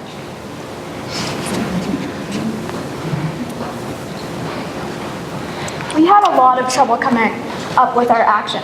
At first we were going to volunteer at Annie's Orphans, but then we figured out we had to be 18 or older to volunteer. And it was the day we were going to go. But then we researched and thought we could do a pledge. We thought that some grades would be easier to deal with than others, but really it was the opposite of what we thought. During this action, we realized that we value our time with our pets and care for them the right way. So pet abuse is a more serious topic than I bet any of you realized before walking in, and we were here to explain to you how cruel people can be. We hope you get our message, and if you have any questions, please don't hesitate to ask. We would like to give thanks to Sean Stanley, photographer for Durango Herald. Also, we would like to give thanks to Bob, the manager of Krager's, for donating 400 clothespins for our action. And we would like to leave you with the question today. Pet abuse, will you respond? We will be allowing you guys to sign here if you haven't already on there. And if you do, you are able to receive a pin. But it is optional.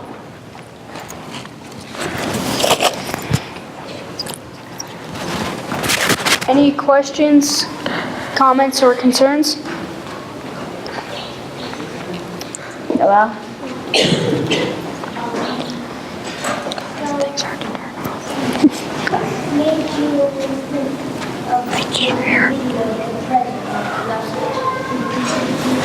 Can you repeat that? Nice enough. What made you think of making a website? Then, like, what made you think of making a website or even a president? Well, we wanted to be like creative with our video because like I make videos sometimes and I think it's kind of fun. So we had fun creating this video. Sine?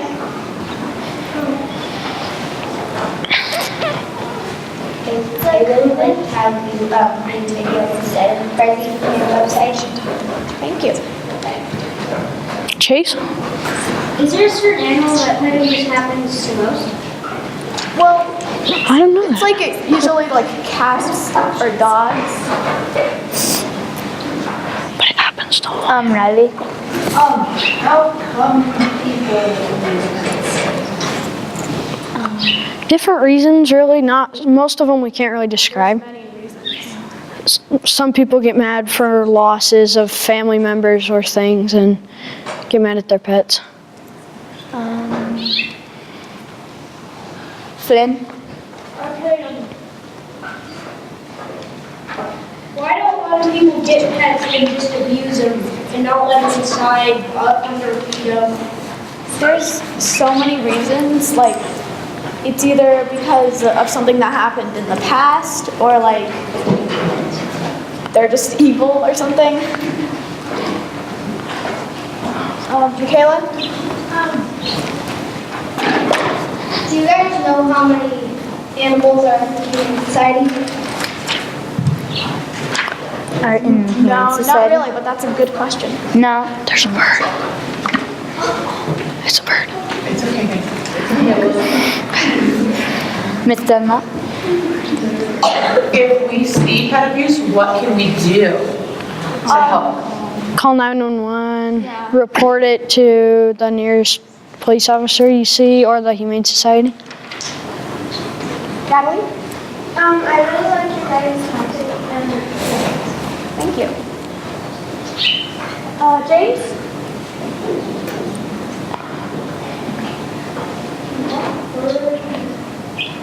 that bird being classified as a pet because there are no pets in school.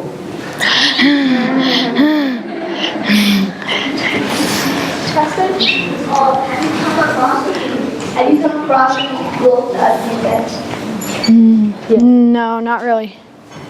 I don't think so. We haven't, as a group, no. Miss Nakship? But no I'm sorry, I was filling out a rubric. Did you guys talk about who you interviewed? Yeah, Sean Stanley. Sean Stanley, thank you.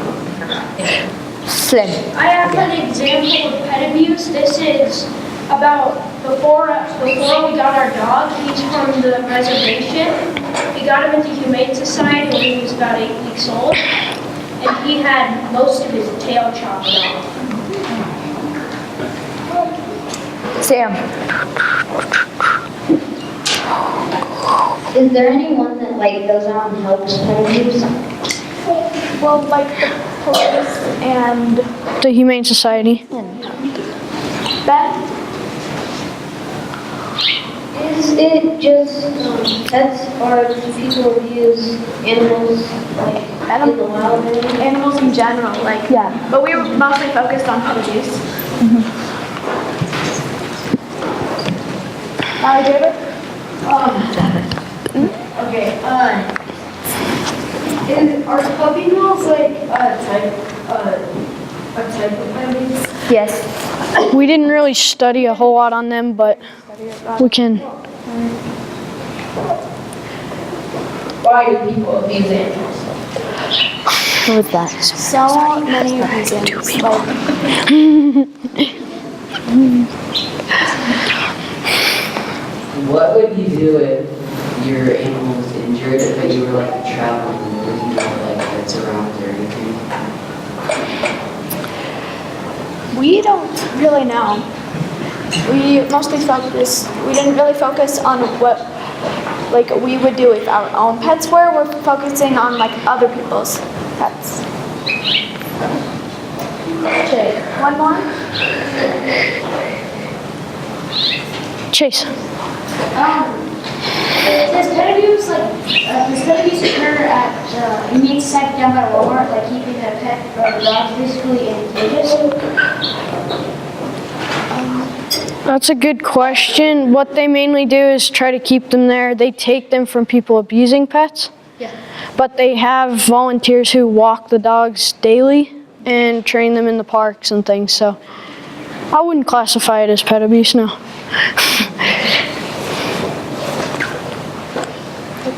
Okay. That wraps it up. Yep. Thank you.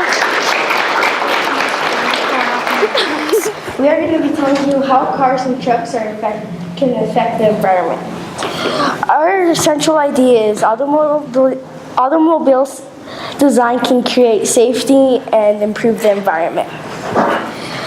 How our discoveries changed our research is that we thought they were only gasoline and electric. Then we found about hydro. Our action was a rebellion.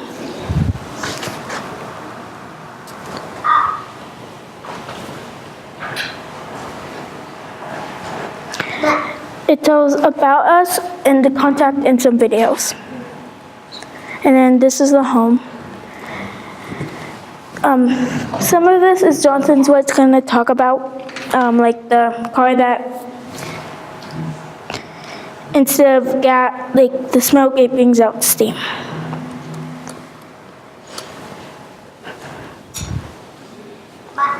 What we did for our expression is a poster, and it has two sides. It has gasoline truck and a hydrogen cell car. So if you look at what the hydrogen cell car is doing, it's helping the environment and it's not destroying. And then when you look at the gasoline truck, it's making the plants and trucks weak. Safety. As you know, in the ICANN statement, it said safety. This is some car crash over a small overlap crash test.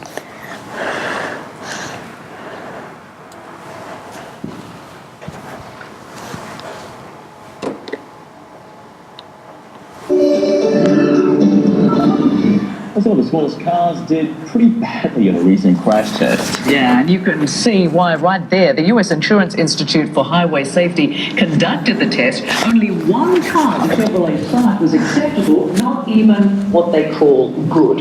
The Mazda 2, Kia Rio, Toyota Yaris, and Ford Fiesta were marginal. The Fiat 500, Nissan Versa, Honda Fit, Toyota Prius C, Hyundai Accent, and the Mitsubishi Mirage were deemed poor.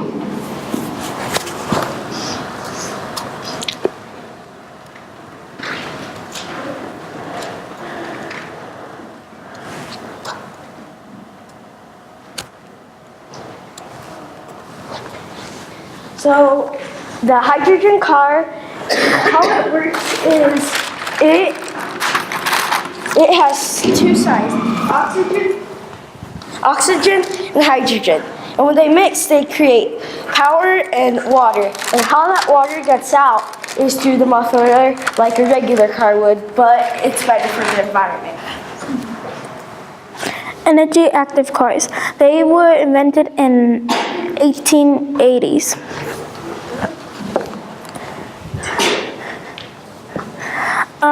There's a vehicle that is the Porsche that I watched Top Gear, and it showed that there's different modes. There's gas mode, there's racing mode, and then there's hybrid mode. Gas cars. What you saw in the two sides is that it's making the plants and trees even more weaker, and it's worse for us because we're breathing the air, and it has all the gas pollution in it. People who helped. Jason Fink was our interview person from Durango Motor Company. and our mentor, Mr. Tanaka, and our teachers in charge, Miss Nachi, Miss Snitzer, and Miss Shank. Our parents, Luz Perez and Amanda Laris, and we interviewed Jason Fink, and he gave us so much good information, and that's it. This is our bibliography. Then thank you.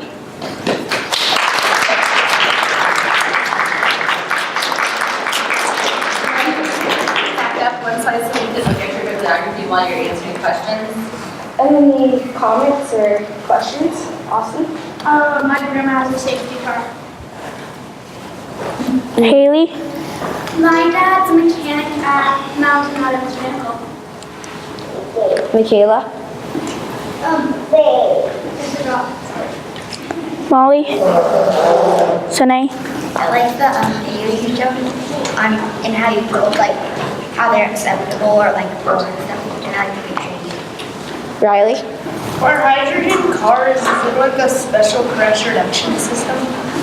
We didn't research that, but we'll get back to you on that. Jocelyn? My stepdad, he has a rock crawler and it runs on propane, not gas or coal. So, it's better for the environment. Jocelyn? So I feel like buying a car at a dealership, is there a way to tell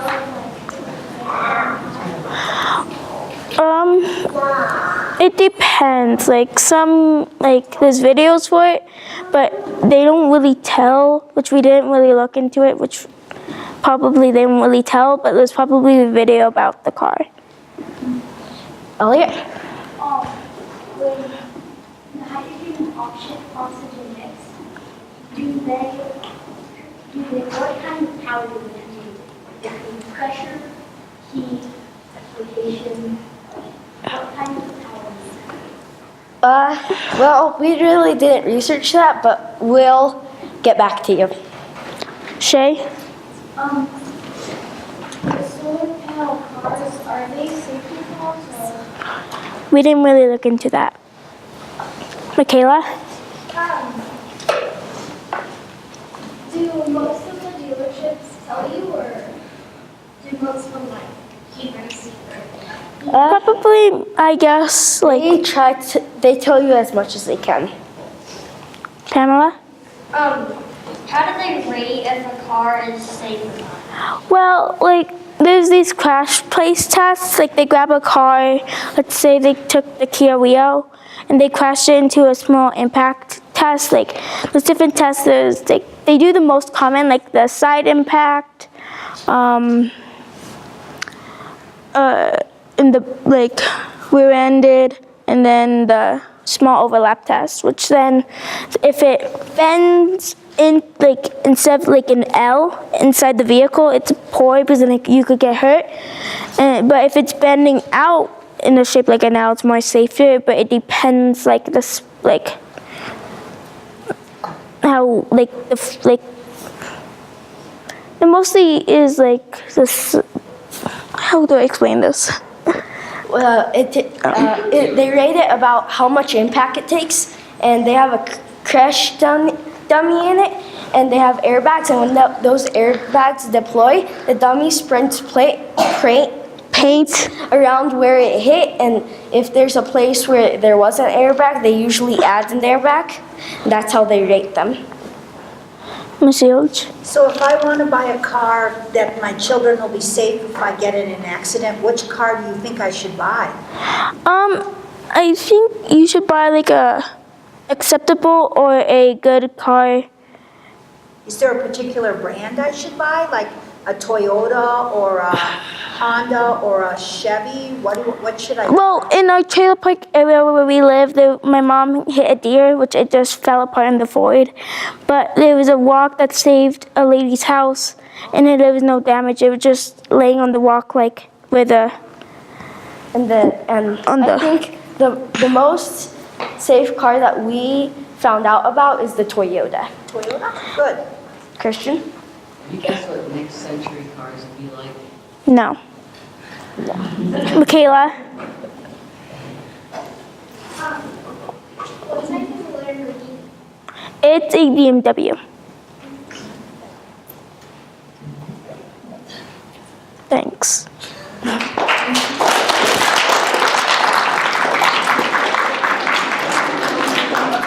Okay. Hello, my name is Ben.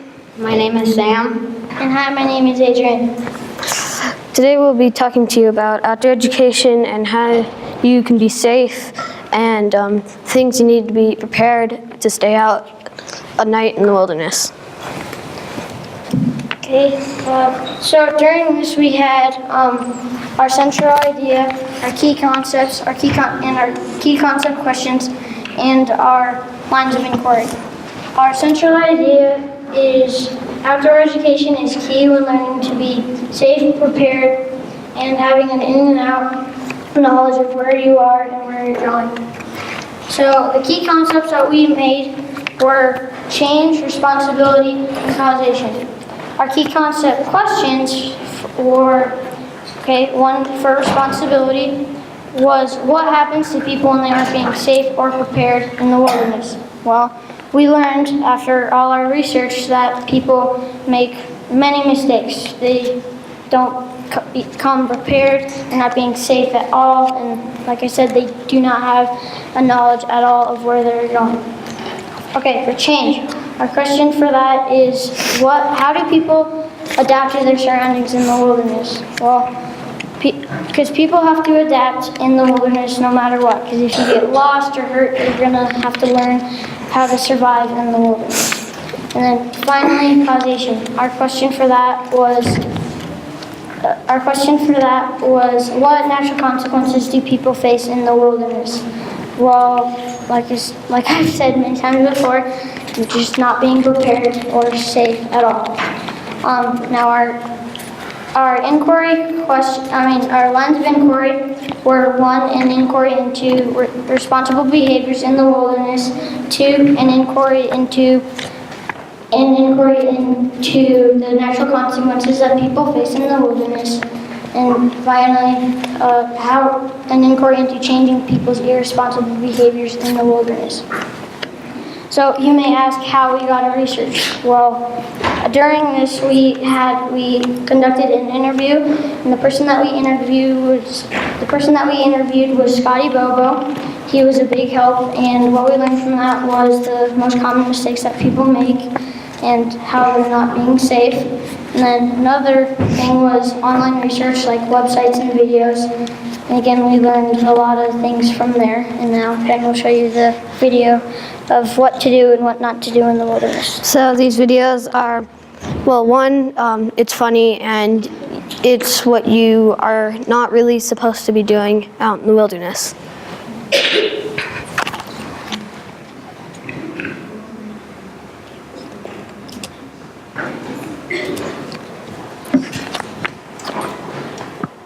Ready to do this, Rod? Fire it up. Nature walk. For me, nature is one of the neatest things on this planet. That's why Rodney and I started Nature Walk, because we want everyone to know how neat nature is, instead of just me and Rodney knowing it.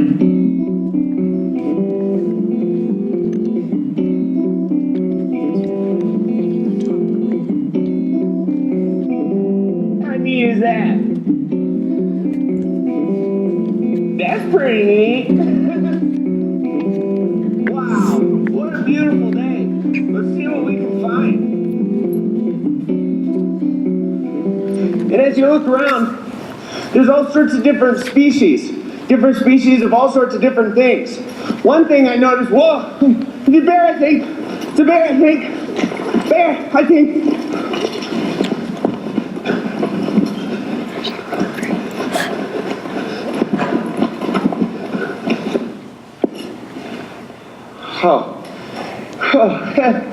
The bear's scared. Not the bears aren't. Bears are neat. They're scary too. Be really careful because if you see a bear, there's a chance it'll come up with its chompers and eat you in your head.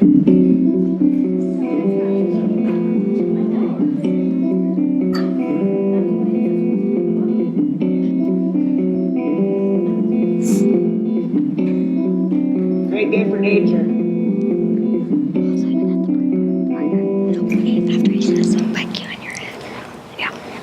Ow! Sometimes if you're not careful, thorns will get in your socks.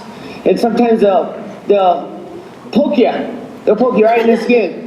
Not that neat, but it's part of nature, so in that respect, how neat is that? Oh, wow!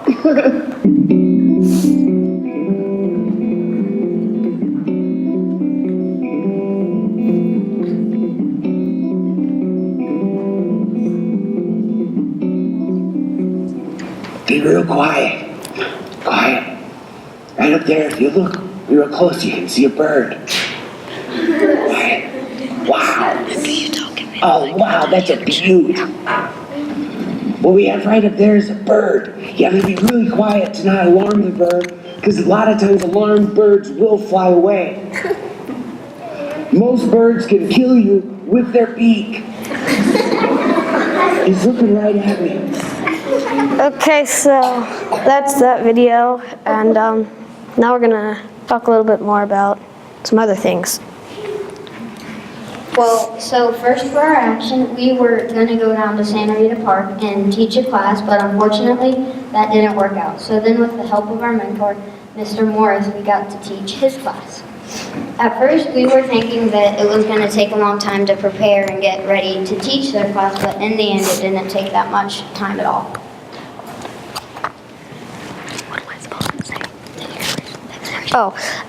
So next we had to do our expression, and so what we did for that was we made videos on what you should not be doing in the outdoors, and so we're going to show you that right now.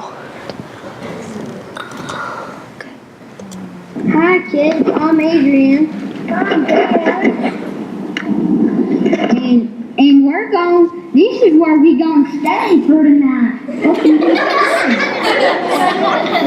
gonna get down so we can go hiking, kids. We're gonna go hiking. It's gonna be fun, cause we got a little day like this. Face the audience. We just thinking it's gonna be a nice day to go hiking. Okay, let's go. Okay, I'm gonna drop the camera to my friend Adrian.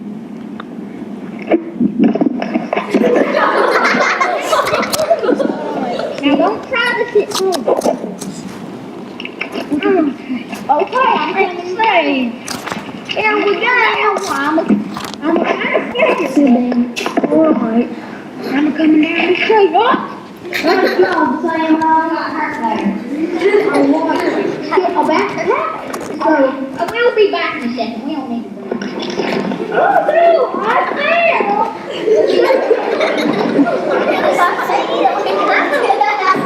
Alright, I'm gonna go on this high. Cut it. Here. No. Just let it. Oh no, Sam, I'm about to need help you. My leg got to that leg, so let's see if we have a medical kit in our damn near backpack. Okay. I ain't saying nothing. Oh no. What are we gonna do? We have to improvise, y'all. We don't have to go. I think I'll be okay. But always stay on the trail, kids. We're just improvising, but make sure to stay on the trail, or bad things could happen, like to you, like something just happened to Sam. I don't really know what I mean.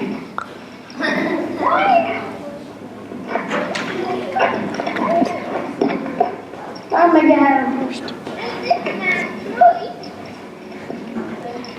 Oh no! Where are we? Where are we? We're lost! We might just have to stay right out here. It's getting cold. But where's our camp, guys? Oh no! What are we going to do? We lost ourselves. Now remember, kids, always be safe and stay on the trail. Always when you are in the wilderness. Oh no! What are we gonna do? Okay, so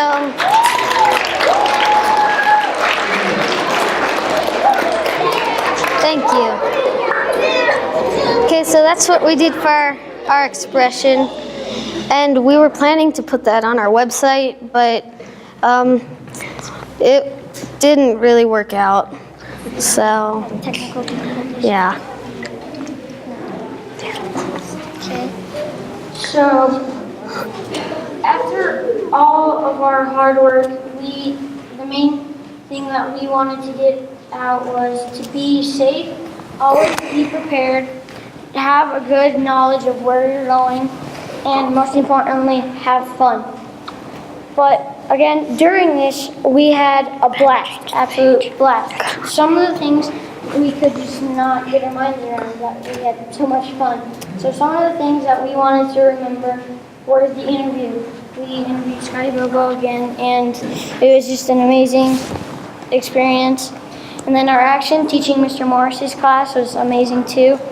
And just our mentor, he helped us get through this whole time, and we loved him. He was an amazing help. All right. So, this is a page on like if you were to get lost in the wild and you didn't know what to do. This would kind of help you figure out what you have around you and what you could use. But so this video is a little too long for us to show right now. But you guys could maybe go on the website and explore it for yourself.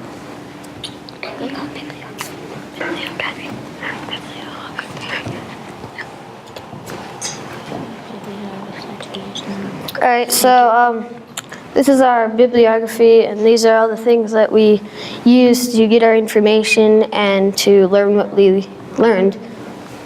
And I want to say thank you to our mentor, Mr. Morris, our interviewer, Scotty Bobo, and our parents. And any questions? Riley. Your video was awesome. Thank you. Hallie? Can you find your video on your website? No, we had some technical difficulties with it, but yeah, we could try to get it on our website. Kenya?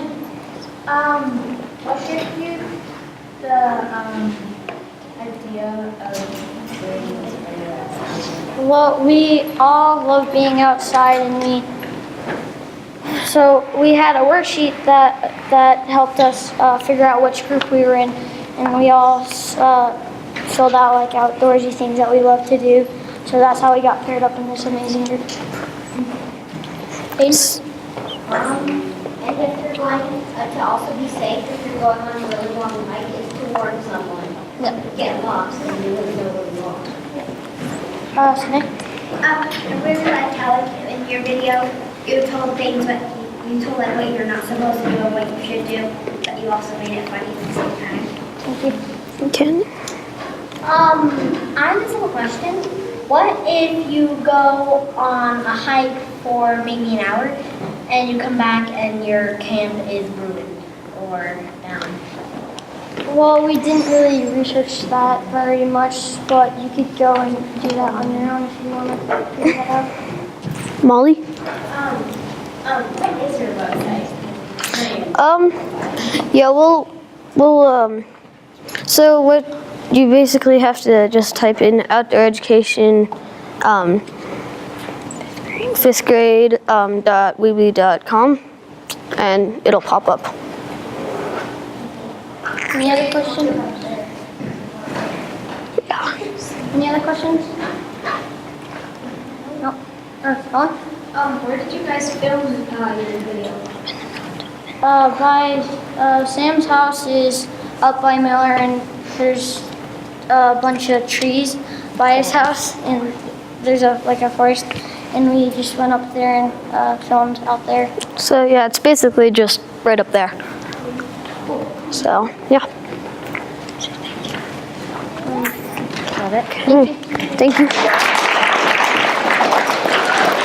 Here, let's show bibliography.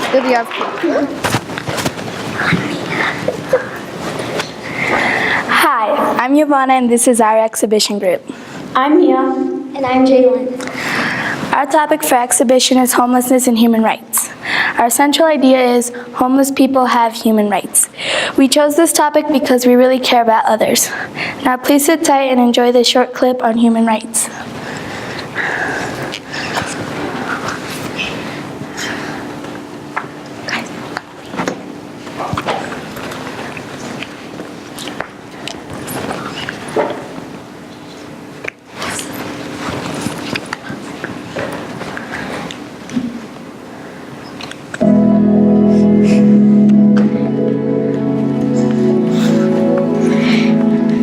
You're gonna go next. It's on.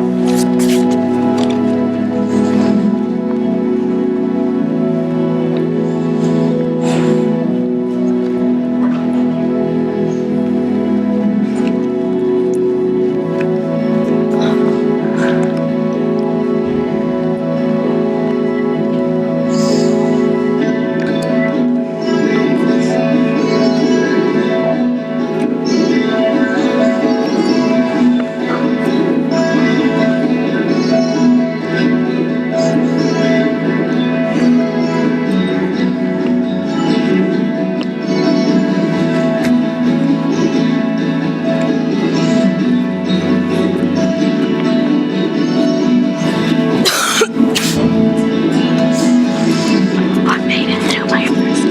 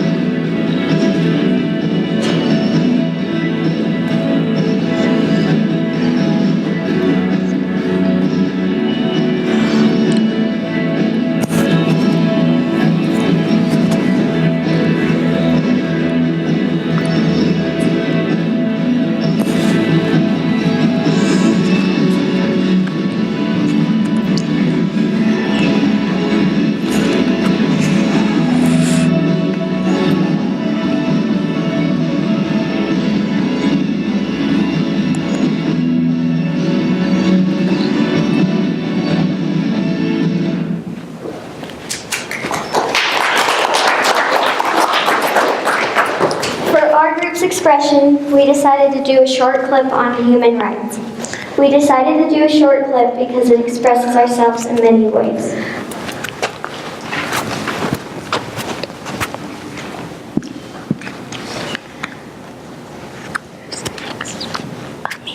Human rights. Rights to be free. Rights to life. Rights to move. No discrimination. Freedom of expression. How can you say your rights and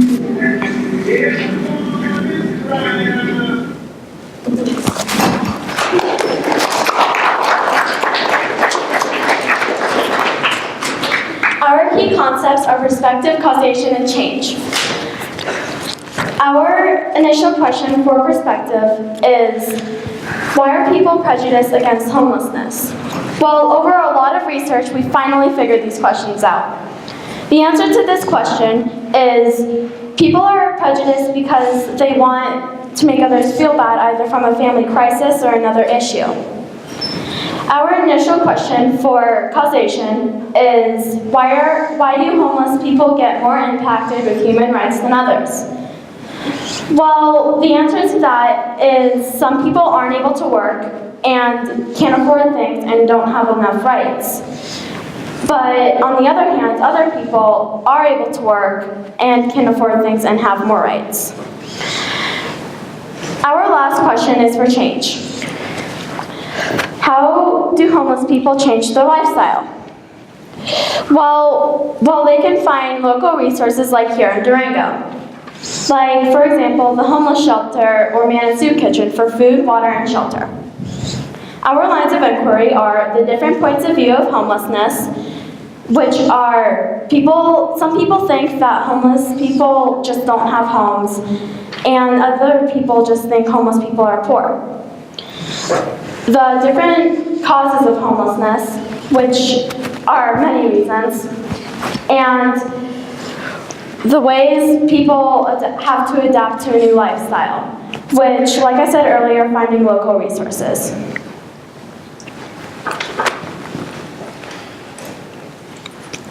We got most of our research by interviews and online research.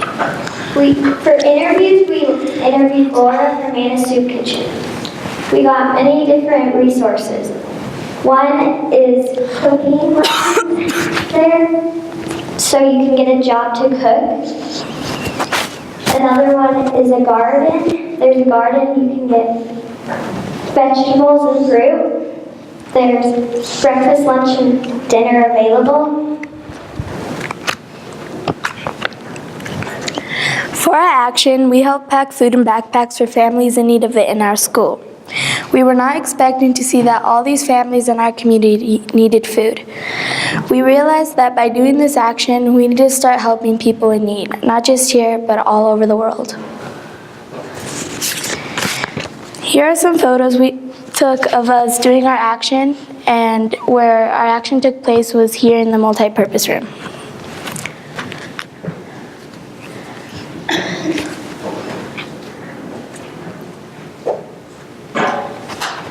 Our perspective changed when we did more research. I guess before we really didn't have a perspective, like some of you guys, but now we want to help and we want to learn more about human rights. The big idea of our exhibition was how homeless people have human rights. Our group started to realize later in the exhibition unit that we became really good friends, as you can see in this photo. One more question that our group had for our exhibition was, why do so many people ignore the homeless? These are all the sources we used to find our research for our project. We would like to thank our parents, Laura, our teachers, our mentor, Miss Beth, and you guys, the audience.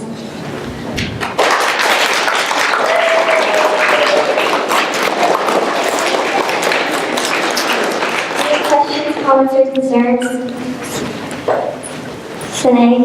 I liked when they do the show. Thank you. Kenya? I liked how you spoke really confidently. Thank you. Shay? When you were doing your acting, how did it make you feel?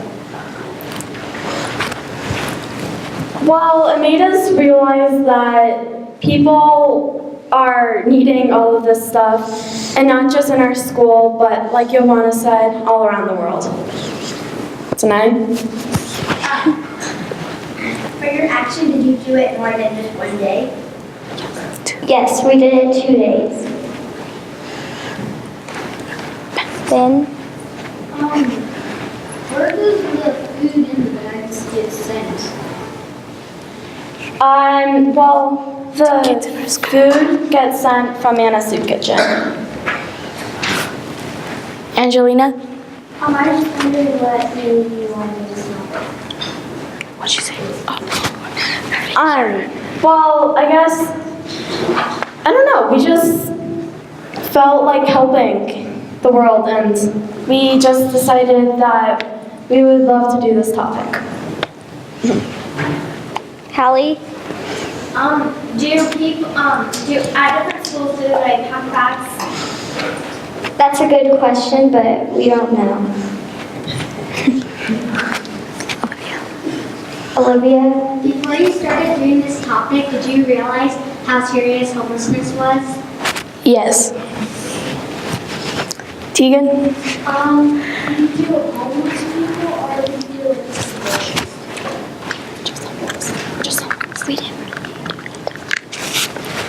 We did just homeless people and human rights. Any more questions? Chase? What can we do to help homeless people? Well, you can always volunteer at different places, like Anna's Soup Kitchen and the homeless shelter. Riley? You know where the most homeless go? Do you know, like, where the most homeless population exists? No, but we'll get back to you on that. Noel? Okay. Cool. Thank you.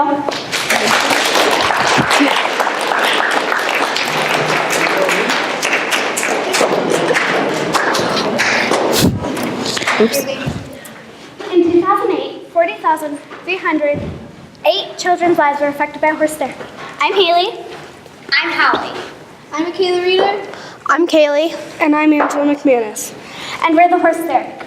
Effective communication creates change. Effective communication with the horse creates change mentally and physically. Our central idea is horse therapy can give most disabled, handicapped, and veterans a chance to connect with the horse, to cheer them up and give them a mental boost. Our key concepts are perspective, causation, and responsibility, and these are the questions that go with them. How does the opinions change when you look at the opinions of the horse, therapist, and client? How does the opinion of a client change after several stages of horse therapy? How do the different patterns of horse therapy impact the client? What are the different consequences of horse therapy? And how do the therapists feel about the responsibility of a life-death situation? Our lines of inquiry are an inquiry into the perspectives of horse therapy and how they change when you look at them from different points of view, an inquiry into the reasons why people use horse therapy, and an inquiry into the responsibilities of horse therapy.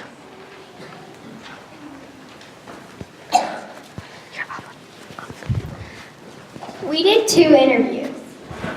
One with Penny Stahl, and that was in person, and another one with Lynn Howarth, and that was over the phone. And I think that the most important thing I learned from the interviews were that gaining the trust of a horse is the most important part of horse therapy. Going off what Hallie said, it's also hard for the client to gain trust with the horse and the therapist because their background and experience could have been harsh, so it's hard for them to gain trust. I think that the most important thing that we learned during our interviews are that there are different types of horse therapy for people's different wants, needs, and disabilities. I think the most important thing that we learned is that horse therapy is so different and so effective compared to other kinds of horse therapy.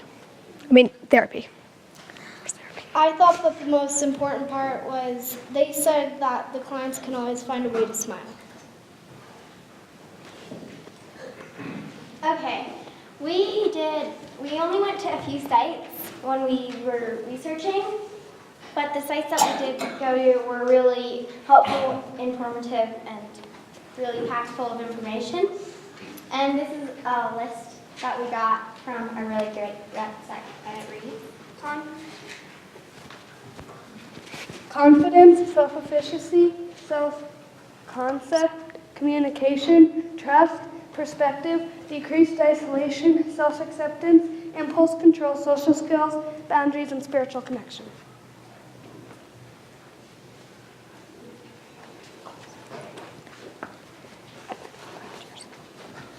We learned that horse therapy is not therapy on a horse, shown in the picture with the red X on it, but therapy with a horse, shown on the picture with the green check on it. So we also had to do an action, and our action plan was to raise awareness. We hung up posters around town and made a blog. On our blog, we came expecting not many comments, but we actually did get some, and the ones that we got were good. And this is a picture here of Hallie hanging up a poster. And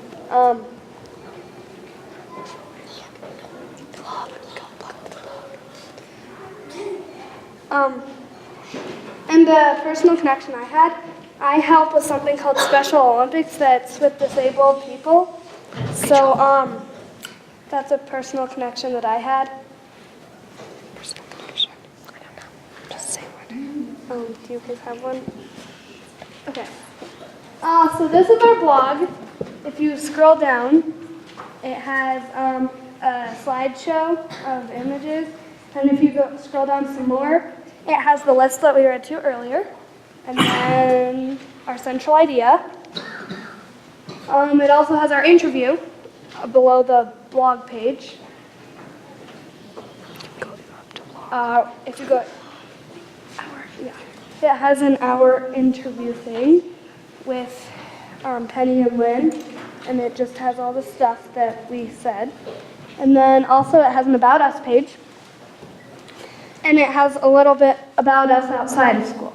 We are 5 fifth graders at Needham Elementary. We are doing an exhibition on horse therapy. Here is a little bit about each of us. Angela, I am a swimmer. I have always wanted to help the world, and now I have a chance. I always want to make people feel good, and I thought that this was the project for me. Kaylee, I love contemporary and improv dance. I also really love reading. I'm considering a job as a horse therapist. This is my time to help. Hallie, I love being with my horses, Coda and Angel. I always have felt like I needed to help, and now I can. Haley, I'm a total bookworm, horseback rider, and sister. I always wanted to help with something that can help the world, and now I can.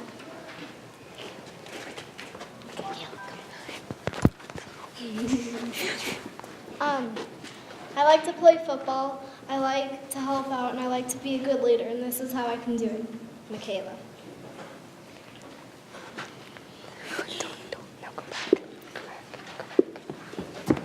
So that's that page. And then we also have the How to Help page. And it says, how can you help? You can volunteer at any horse therapy clinics. You can give donations to clinics. You can spread the word. You can suggest horse therapy to any handicapped, disabled, or veterans.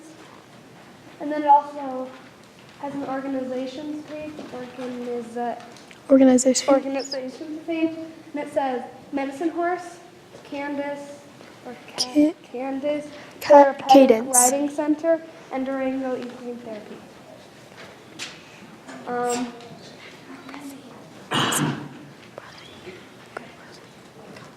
What? You closed. Okay, we'll just relog in. That's okay. So who's gonna log in? Just go to Prezi, Riley. Sorry.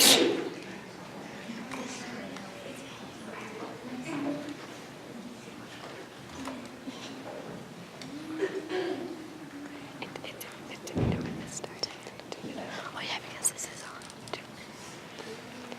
Let this bring to you and it's recording. Oops.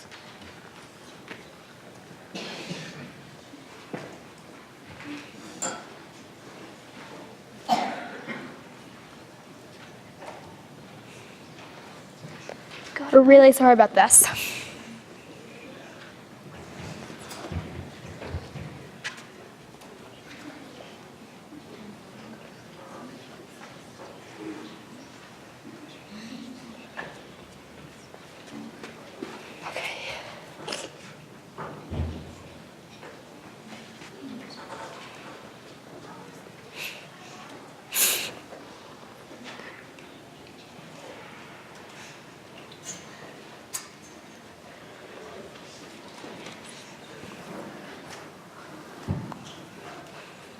Okay, ready, Hallie?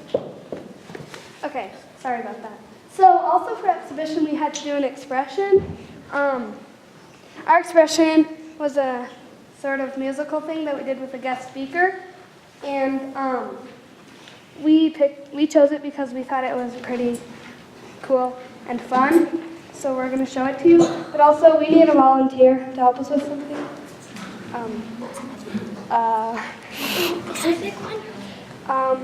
Paige, do you want to help us?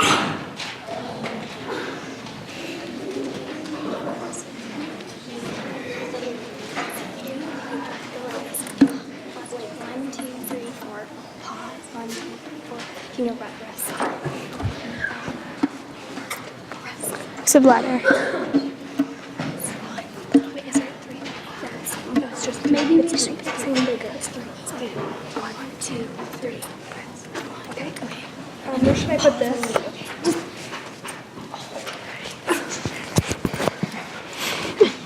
Ready? We want to help the world. We want to help the world. We want to help the world with horse therapy. We'll raise awareness. We'll get donations. Volunteers really help. We want to help the world. We want to help the world. We want to help the world with horse therapy.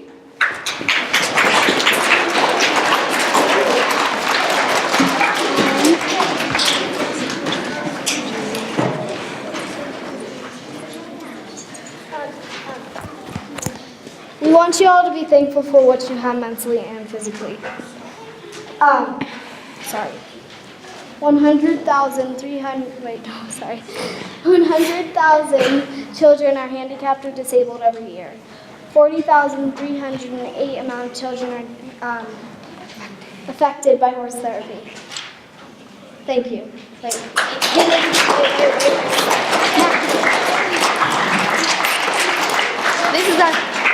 This is our bibliography. Okay, we'd like to do something called guided imagery with you. Oh yeah. We'd like to do something called guided imagery with you. Close your eyes and imagine that you're handicapped, disabled, have mental illness of some kind, or shy or can't work with bossy people. And then you try out many different kinds of therapy. But only one appeals to you the most, horse therapy. You're greeted, you walk into the ring. You're greeted by an exercise where you have to get a horse out of the circle without touching it. What would you do? Can we have a volunteer? From the audience. Jocelyn. Seriously not. But she knows what's a dance, so that's good. So then other people can do it. Do it 3 times. Do it someone not in 5th grade.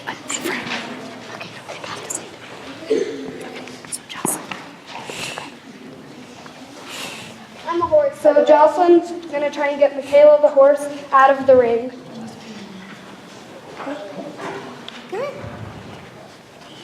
Come here.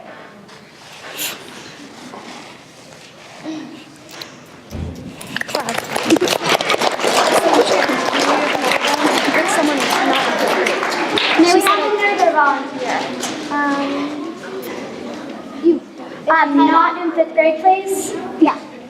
Okay, you and the tight eye. Wait, what? So here. Oh. You can go next. Okay. You have to get me out of this area. Like, move me. So you can say The different way.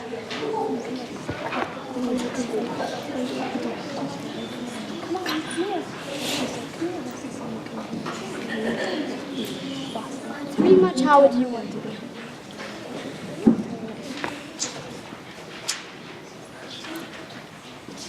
Come. Come here.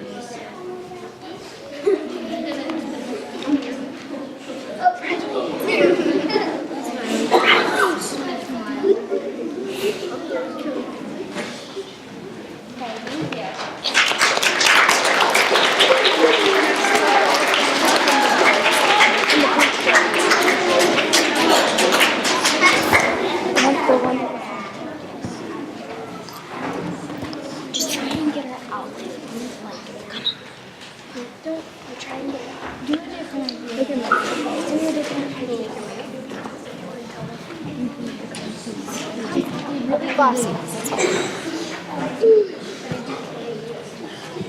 You need to come to me now. Now! Come to me now! Thank you. Okay, ready?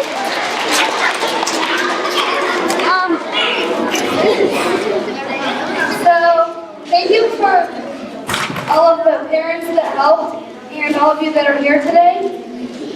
And also, we would like to give Don't just say quit. another very special thanks to 2. The 5th grade team, Jennifer Stucker, Lynn Howard, Miss Mandy. And Penny Stahl. Thank you.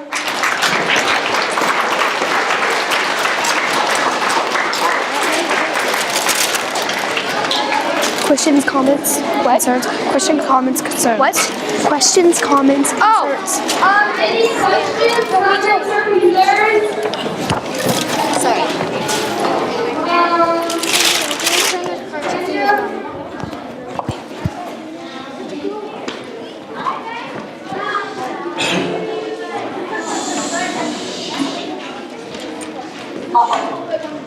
Okay, guys.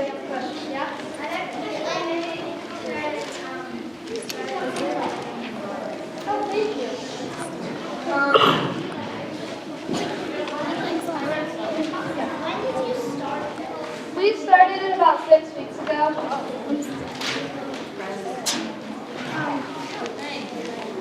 Today, I like how you did this. Oh, thank you. Paige?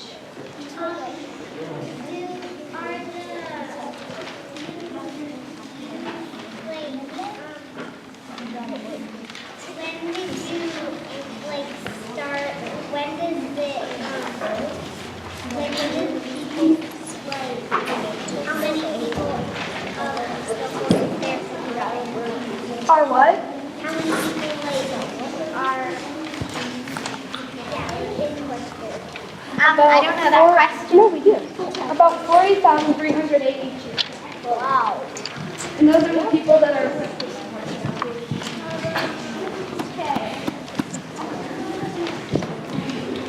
Kenya? Thank you. Wrap it up, girls. Wrap it up. Pick that up, okay? No, not me. Well, we have in our exhibition folder, we have a checklist. So there were different things that we had to do each week. And then we got to check them off, and then we were going to hold up my own vacation. How did you find out who the interview was? Jennifer Stucca, Hallie's mom works with Jennifer Stucca, who is sitting up here, and she works at Madison Horse. So we contacted her and got 2 people to interview. Shay. When you were doing the thing where Angela was the horse and you called it the audience, do other people who go to horse racing and are learning the horse? Yeah. Probably. Okay, one more.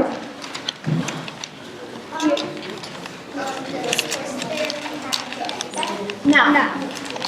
So, we have to wrap it up. So if you have any more questions or comments or anything, you can ask. you can, on the papers that you guys that are in the front row have, at the bottom it has our blog, and you can put them on there, and we will put them on a page, and then you can go to our blog and hopefully we'll answer your questions. Thank you. Thank you. Hi, I'm Samay Green. We're 5th grade students at Needham Elementary. The Needham 5th grade is at the end of an exhibition project. Our group is studying human rights. There are over 30 articles of human rights, but we narrowed our focus down to 2, education and discrimination. Both of these articles are both an incredibly crucial part of human equality. Our central idea is human rights and culture have a very large impact on equality. We are all people and we all deserve equal treatment. Today we will be teaching you about how to raise awareness on the 2 topics, how long they have been going on, and how these topics affect people's life. We hope you enjoy our presentation. I'm here to talk about discrimination.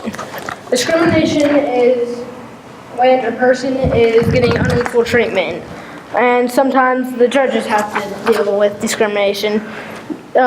Discrimination can be based on color sometimes. Say what? When you hear discrimination, what pops in your head? When you hear discrimination, what pops up in your head? I'm here to tell you about discrimination. So what's the first thing that pops into your head? Well, it makes me think that people aren't getting treated the way they're supposed to be. Human rights education is very important because everyone deserves to be educated in the same way. And when you get educated, that usually means you have a higher rate than someone else. Imagine a kid walked into your class and didn't have the same rate as education as all of you. What would you do to help them fit in? Human rights discrimination, it can usually be based on nationality, race, or religion. That usually means that you're judging a person just because of one of those.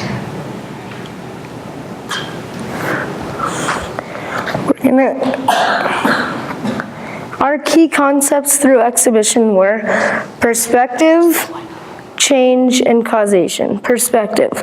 What are people's perspectives on human rights? Change. How can people adapt, transform, and grow from discrimination? And causation. What impact has culture had on human rights?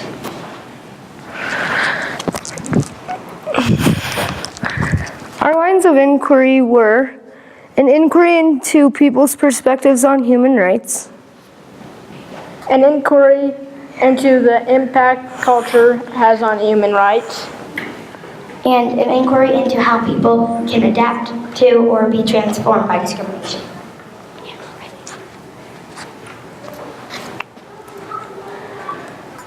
Now we're going to show you a PowerPoint that explains more about exhibition.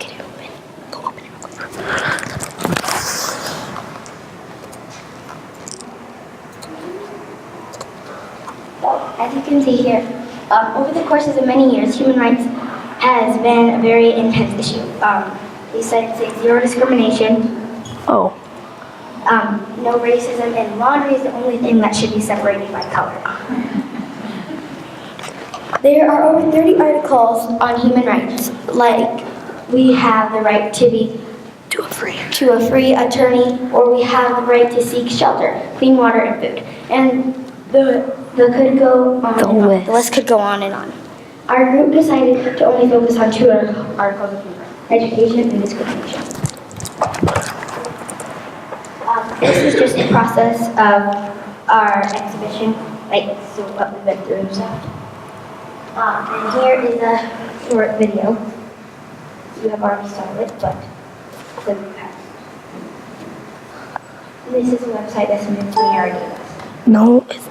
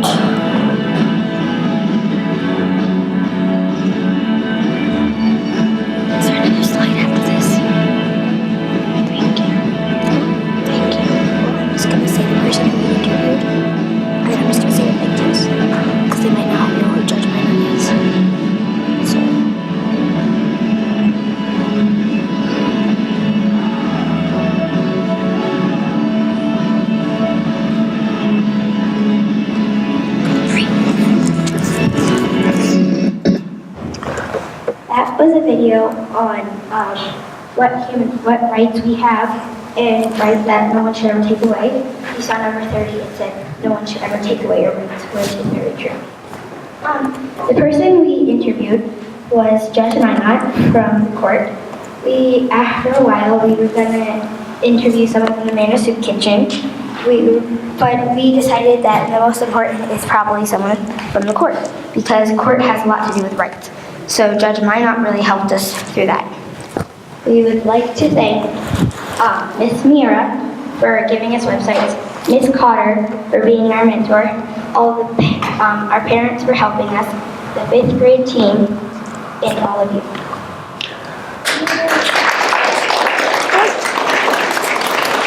Any questions, comments, or concerns? Angie? I just want to know what is your action? Oh, well, our action, we were going to go to Miller, but we're probably going to go next week, and we're going to present. Anything else?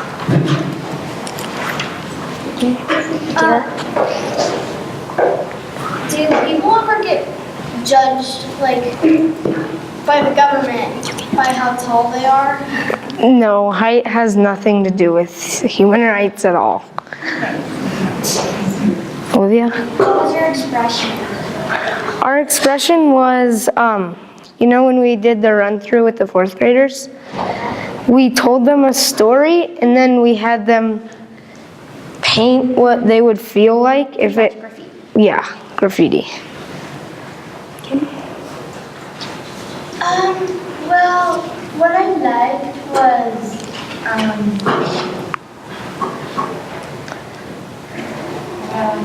this is kind of for Aiden. Aiden, you could copy blue. Yeah.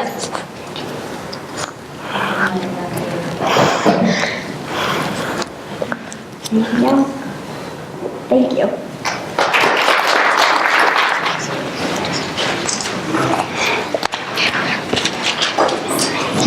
Performing arts. Over the exhibition unit, we have fallen in love with the idea of performing arts. Our names are Riley Winkle, Rhea Helfrich, and Pamela Mendisco. Now let's get on with the show.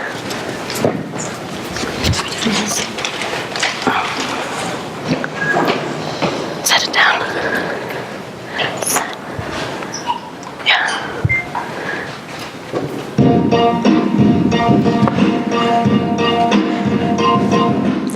I really want to be on stage, scared to ask my mom and dad, so I sat quietly, just sat imagining.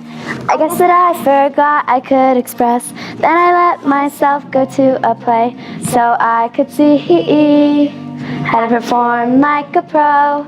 I went to an audition and got the part, hey, already practicing my part.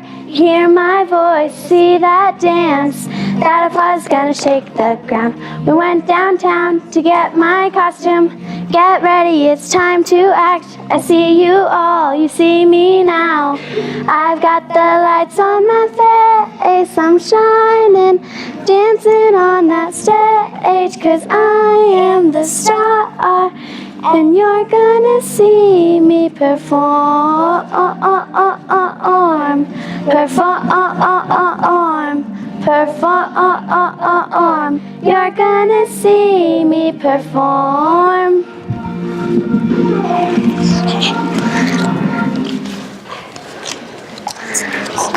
Personal connections. Oh, we forgot to do the bow at the end. Personal connections.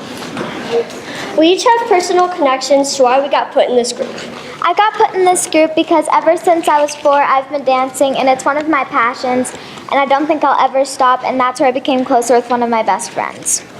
I got put in this group because ever since I was a little girl, I've loved singing, and I've never stopped since, and it's one of my passions and hobbies.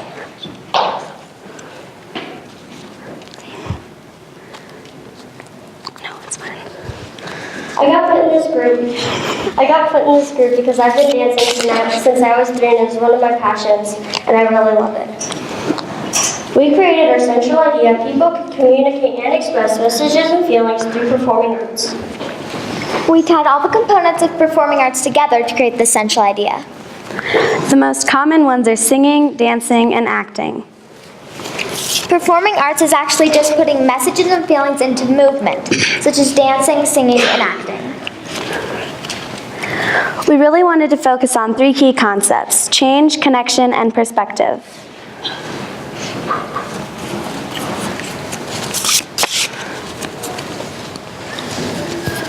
For change, we focused on how will a performance impact and change a person's life in the future. We interviewed a lady named Teresa Carson, and she gave us a lot of great information.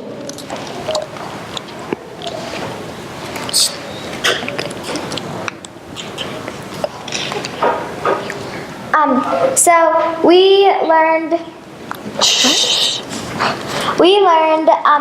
that from Teresa Carson that since she started doing performing arts, all her friends and family want to start doing it because they saw how much fun she was having on stage. Teresa Carson also told us that performing arts is actually saves people. These people were in this darkness, and then they found an outlet through performing arts, and it got them out of this darkness. I learned that performing arts isn't just singing, dancing, and acting, it's expressing yourself in your own personal way. Our big thing we focused on for connection was how do the audience, performers, and performance interact with each other. Teresa Carson told us about the fourth wall. The fourth wall is where the performers actually go into the audience and interact with the audience. You usually don't want to break this fourth wall because you want it to be like the audience is viewing in on these people's lives. For perspective, we focused on what are the different types of performing arts in different cultures.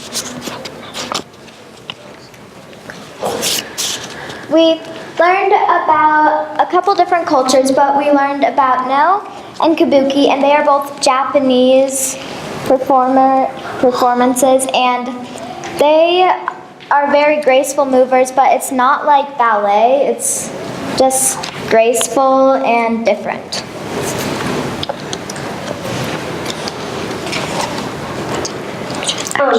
We also learned about No and Kabuki. They go full bar on makeup and wear masks that cover their face. As for our action, we went into Miss Esco's first grade classroom to teach them some acting skills. We taught them acting skills such as emotion, body movement, tongue twisters, remembering their lines, and facial expression.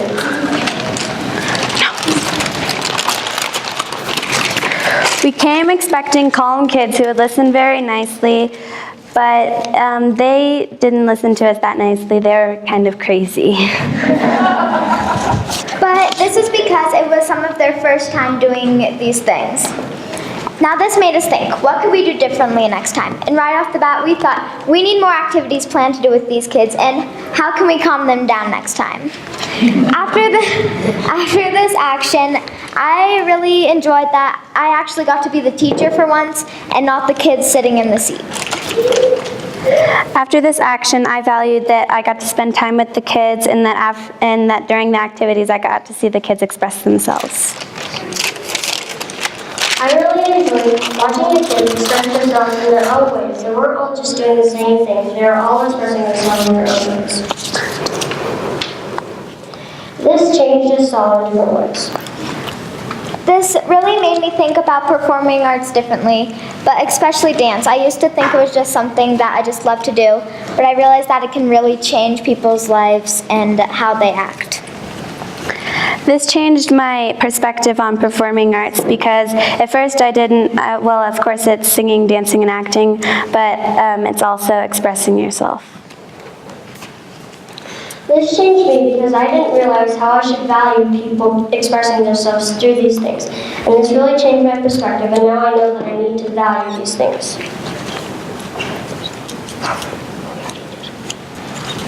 But we would all really like to thank Miss Somrak for being our mentor, Miss Eskley and her class for letting us teach them, Teresa Carson for letting us interview her, and the 5th grade team for coming up with this exhibition.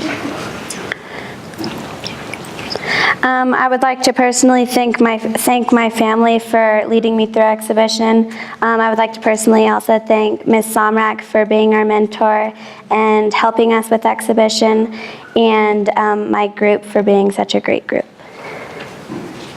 I would personally like to thank my family for being there for me, and also my friends for just being there for me when I came home, came to them frustrated.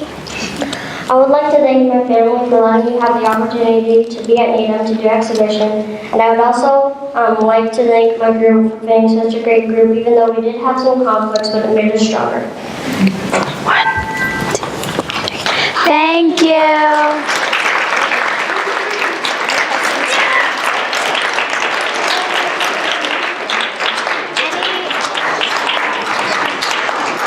Any questions, comments, or concerns? Sinai. I really liked your song when you did it before. Thank you. Mia? Yeah. I really think your expression was really good.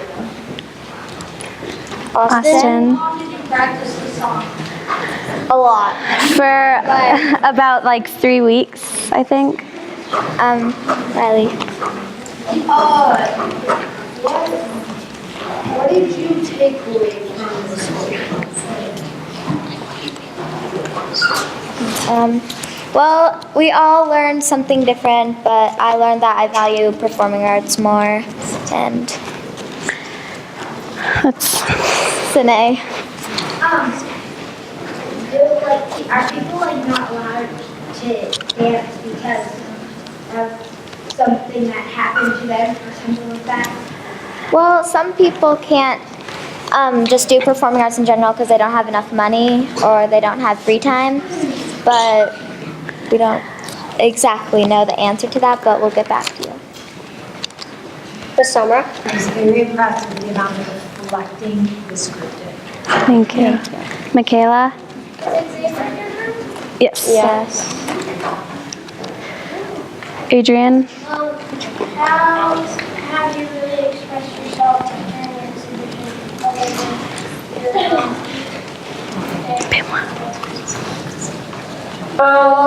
We've all expressed ourselves. We did get into some conflicts, but then we expressed our feelings to each other, and it made our group stronger.